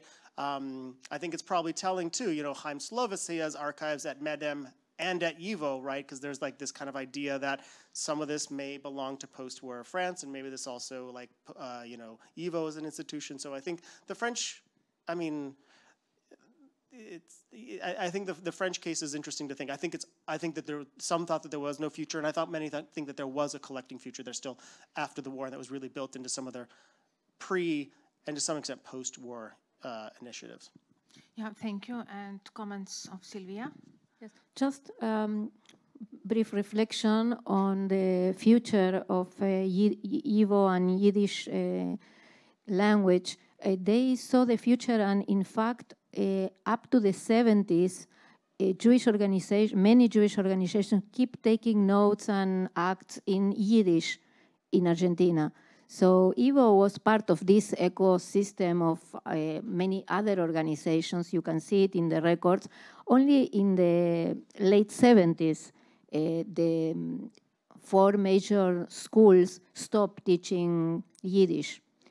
So there is Yiddish speaking and production. Also, the major daily newspapers stopped publishing in the 70s. So up to the 70s, there is transmission. You can see it also in the teachers, students that still are active today. I as well have a really very short question. Just we talk a lot of on the South America, about Argentina's part. May I ask you how many Jews was in that time when you discussed in Argentina, and what numbers we have right now? So just to understood the demographical dynamic. Somebody knows? Well, like around 250,000 Jews back then, and between 250 and 300,000. And nowadays, I think it's around 150,000, something like this. It's difficult to, because many, like a large part of the Jewish population is not affiliated with any Jewish institution. So how do you count them? Do you count them? Do they count themselves as Jews? It's hard to state because of the strong secularization of the Jewish communities. Okay, but so it's after the Second World War, this refugees group, what is quite large. So, and together with the former immigrants, that we created quite significant community. Yeah, but it's interesting. Well, I mean, the last wave, they say, of Jewish immigration, which is the Holocaust survivors, is no more than a maximum 8,000 people. We're speaking of a large community hosting them, so it's not like they changed the demography of the Argentine Jewish community. The opposite. Yeah, but still, it was a big. Before compared to other countries in the region, Argentina was the first recipient of survivors. Yeah, okay, thank you. More questions? If we, okay, Lara told that we don't have questions. Okay, I will follow Lara. And thank you very much. I would like to ask William to stay with us because we go to the closing remarks. If you already wake up in the morning, so please, please be together with us. So, and yeah, I thank you for my panelists for the brilliant presentations and the brilliant discussion. And nobody asked me to do this, but I would like to announce the conference summary. And I would like, yeah, no? I suggest we have a break. Really? We need a break of 10 minutes? Okay, good. Let's have a... Okay, yeah, so...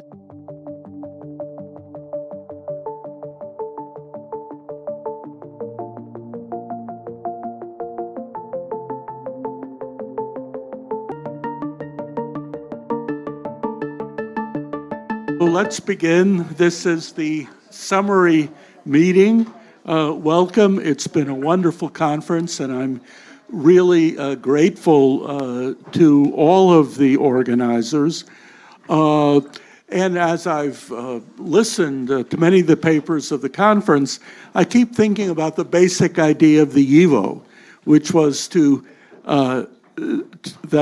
bring together scholars and ordinary Jews, to zammel, to collect documents and archives, to build museums, to train students, to use knowledge, to foster self-awareness, dignity, and self-respect. And who could have guessed how productive, how fruitful this idea proved to be? And I keep thinking, can the idea of the YIVO find traction in other contexts with other stateless diaspora people speaking either endangered languages or languages with little social prestige? Is there is there room to study the YIVO in a comparative context? That's a thought that I'd like to plant to think about for the future. And that said, I'd like to introduce our panel.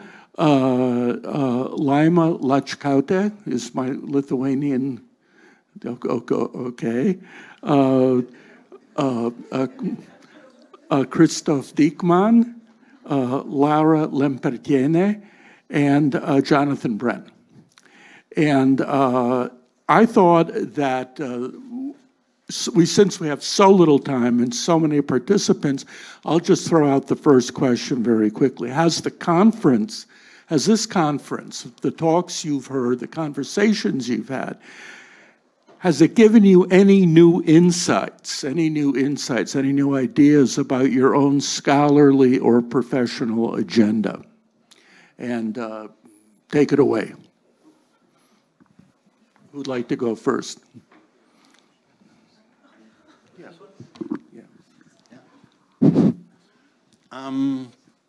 Of course, yes.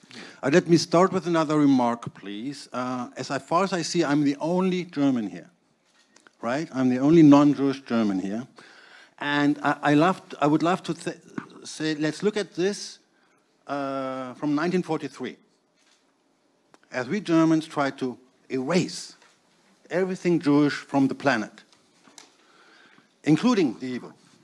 And now we're sitting here, and it's a triumph that we are sitting. It's a miracle. Miracle workers, Glenn has already gone. Yeah, it's a miracle that we are here. Yeah, and I'd like to emphasize that. Yeah, no, with all the discussions we have, with all the criticism, everything that we are here after this difficult history is a miracle. Second remark is, of course, I'm amazed by the variety, by this huge span of topics we have here. Yeah? Now, as you all know, I like sources. Yeah? I like empirical, I like evidence. And I like, so I would like us to embed more what we learn about our history, about the history of YIVO. Very often, I had the feeling the Jewish history is too much isolated. It's not contextualized. It's like a history of the ghetto. When we talk about the Vilnius ghetto, can we talk about the Vilnius ghetto without the city? No, we can't, actually. But we don't have a history of the ghetto embedded in the city. We have it as if it's on an island, somewhere in the sea. Yeah? So I would like us, for the future, sort of going forward, to embed more Jewish life, Jewish history, Jewish thinking into the environment, to embed it more. And also then to get it out of this anonymous processes. Those processes we see, and we describe it like 9th century Dubno, the Bund, YIVO, okay, tragedy, Second World War, now it's there again.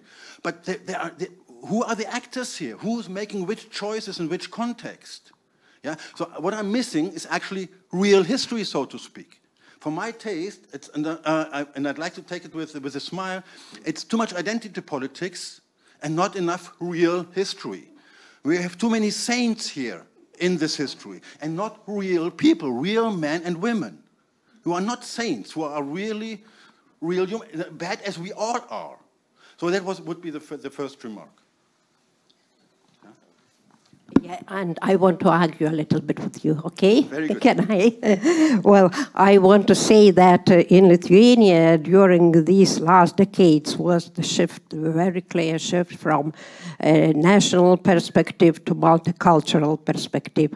And now we have already, well, I would not say that a lot, but quite amount of works that are showing Jewish artistic life, for example, or Jewish cultural life on the whole in the context of, you know, Polish, Lithuanian, Russian, and all those four, let us say, well, cultural societies in Vilnius active in the 20th century, for example. So, and for example, my colleague Giedrė Jankevičiūtė, who yesterday had the panel, and she now is writing about the Jewish ghetto art. It is the of war period, and in the whole context of Lithuanian Vilnius Kaunas art and what was happening at that time. So, just a little remark to you. Very good. I have taken away a great deal from this conference. First of all, I want to thank everyone who organized this.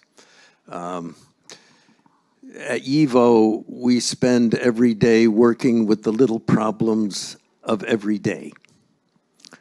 And so often we lack the perspective of this conference.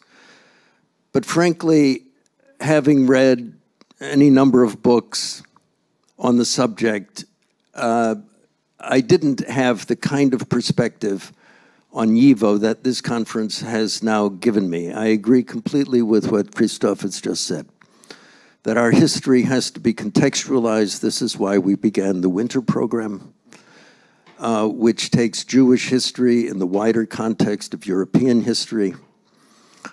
But much more needs to be done in this, in my opinion, as well. But what most interests me as the executive director of YIVO today is the description that I have gleaned from any number of the presentations of the cultural system of which YIVO was a part.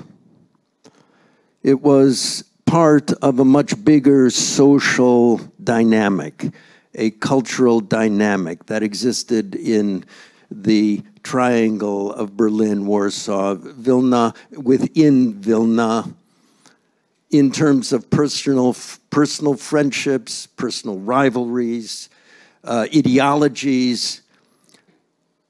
These people don't exist today. The ideologies are to a great extent defunct. The cities no longer have the resonance that they had, except for Vilnius, to a certain extent. And I say to myself, as the executive director of YIVO, trying to develop a concept of YIVO for 21st century America, because it has to be an American institution that may have in its heart Vilna, but in its forward thinking, it has to be American Jewish youth. It has to be European Jewish youth.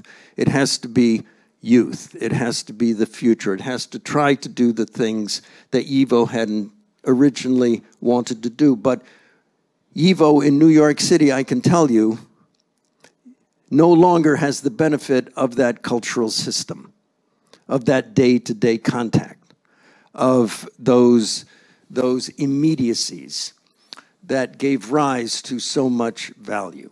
So, one of the things, I think the most important thing that I have taken away from this conference is that YIVO is no longer YIVO. We are, and we aren't. We are, and we aren't. And this is the interesting position that we're in. We are in the sense that we are directed in the same, with the same mission. We aren't because we're not sustained by the culture. The Yiddish that you heard on the street, the grandmothers and the grandfathers who you would see on the street, the institutions, et cetera, et cetera. And so how do you sustain the organization without that? And that is our task for the future, that we are trying to face and to deal with. We seem to have had some success over the past 10 years, as I said in my opening talk, largely because of the digitization project that we undertook with the help of the National Library, the Central State Archives, the Wroblewski Library, and numerous people who are in this room. And so I see YIVO in a new way, frankly, as a result of this conference, a new way that I've known but didn't actually look at before. So thank you all very much for this. May I? Yes. I think it would be not an exaggeration from my part that never in contemporary Vilnius there were so many people who care about YIVO in one place, like they were during those 2.5 days. And except of some Yiddish summer programs, there were also not so many people in one place who would at least understand Yiddish and care about Yiddish, if not speak Yiddish. It is also a synergy that I felt those days. And since I don't want this synergy to get out, since we are finishing the conference, so what we are going to our everyday pursuits, as you said, I want us to publish. I want us to collect, to sample the material of this conference, and maybe we'll talk about the concrete steps later. But still, this is not exactly the centennial conference. The centennial conference would be in 1929, right? When it was the centenary of the first YIVO conference. But what do we know? Maybe that in that year, or maybe all year, our book will be published, right? And so it would be YIVO Blätter Centennial. This is my, what I'm taking out from this conference. I don't want those things. Yes, we recorded things. Yes, we can go back to them. But the book is a book, and YIVO Blätter is YIVO Blätter. I completely second that. And YIVO New York will help to publish these proceedings.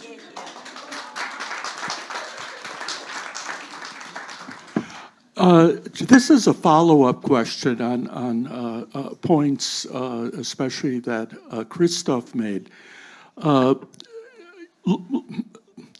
We look at Lithuania today. It's in some ways it's a young country, having emerged from Soviet rule, and of course it has a national identity of its own. One which involves certain little complications in its relations with other peoples like Jews. Going forward, how did I phrase that? Well, tactfully, right? Yeah, okay. Going forward, yeah. How can the Jewish story in Lithuania be best integrated into Lithuanian scholarship, into the education of Lithuanian young people, into Lithuanian culture? How can Lithuanians come to understand that Jews really are an essential part of their own history? What are the best strategies to do that? And I think that this question is very relevant given much of what we've heard at the conference, and given the fact that the ethos of the Vilna YIVO was very much linked to Landkenntnis. It was linked to the idea that Vilna was a multinational city.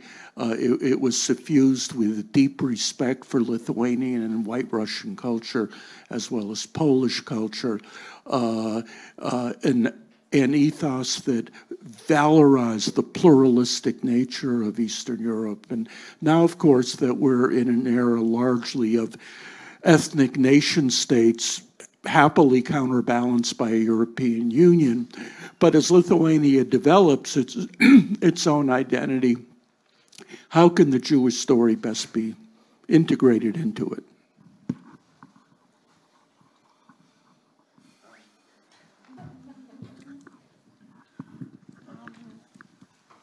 Wrong question. Wrong question.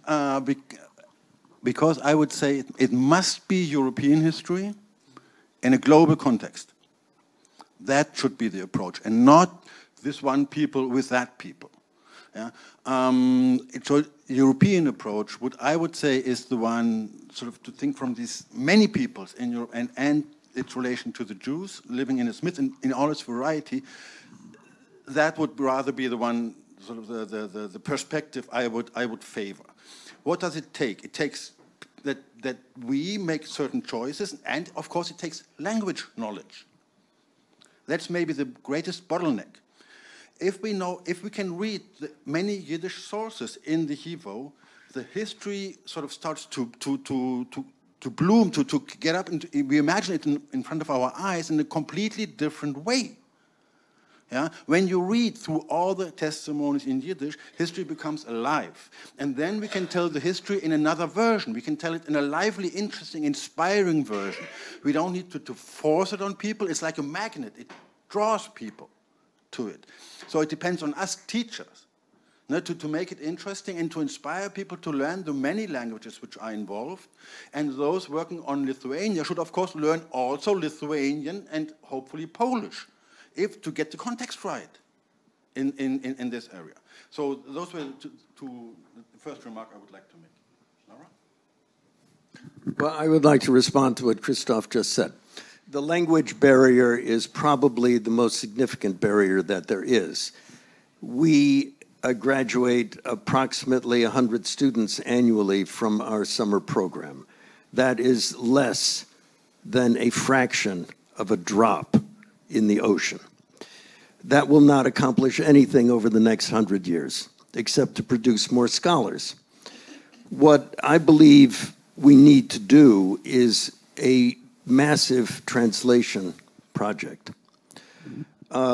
Translating these materials into English, I know, has had a huge effect on students who come to visit YIVO today. And it has caused people to want to learn Yiddish. Why did I want to learn Russian? I wanted to learn Russian to read Tolstoy. Why did I do that? Because I had read Tolstoy in the translations. Why would I like to know Spanish? Because I've read Don Quixote in English. And first of all, we have to translate the great works of Yiddish literature into English. They're not all in English yet. We have to have bilingual editions. And this is part of the educational effort.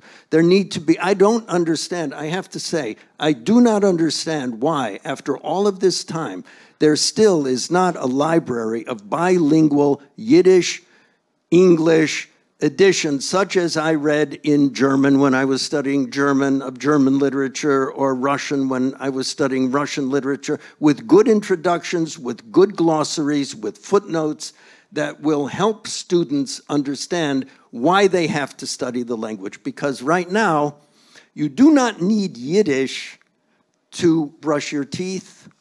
You do not need Yiddish to buy a cup of coffee. You do not need it.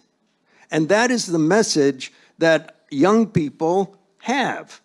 You need it if you want to have a certain kind of knowledge of the world, but that you only get to when you're older. And so we have to have these books, and there has to be a program. And I tell people in the United States again and again and again about this, and it is very difficult to stimulate an interest. But I truly believe that without a library of Yiddish, not just in English translation, but in bilingual editions, we're not going to be able to accomplish the kind of transformation that we would like to see. Speaking about translations, although I agree fully with Christoph about the European approach and broader European context, I would like for a second to return to Lithuanian context, right? And I would like to remind you, many of you know that the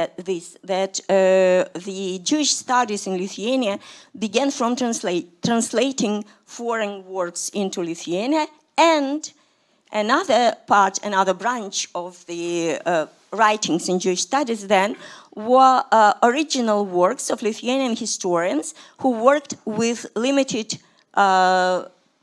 circle of sources, of course not in Yiddish and not in Hebrew, but there were sources in Russian, sources in Polish, which is not a wonder here to know Polish, and Lithuanian, and of course those works were, they were useful, but you know the limits, right? So now I am at least very happy to to observe and announce that there are original works of Lithuanian historians, cultural historians, that worked with original sources, and I am especially happy to see young scholars here, fresh doctors, who worked with a variety of such sources. And let me remind you, it's not only Yiddish. Jewish society here was multilingual. Not only the city was multilingual, but the Jewish community was polylingual. And this is a thing that which is not always is taking in consideration. And yeah, you say, Jonathan, I don't agree with you that, no, it's only for scholars, but scholars became teachers. And this is a right thing to do for scholars, for young scholars, to accumulate this knowledge through all those sources, and after that, of course, to share the passion and to share the factual knowledge. And in this regard, I am cautiously positive about what happens in Lithuania, but of course, I agree that the context should be even more expounded. My remark was, of course, meant inclusive. So European does not mean excluding the regional and national level. Of course not. But it takes out the competition of the peoples amongst each other. Like when we talk about the Shoah, it's like the first thing comes to mind, Lithuanians and Ukrainians were the worst.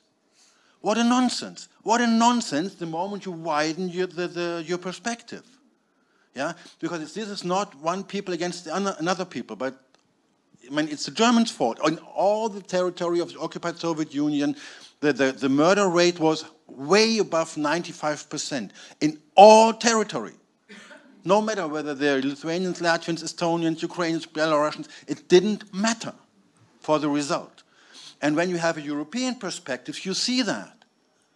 When you have a narrow perspective, you say, oh my God, now how bad were the Lithuanians, how bad were the Ukrainians? No, so I mean, of course, we have to look at this history in a local and regional level, and I did that. But then you have to widen it. So it's an inclusive approach and not sort of one where you put one against the other.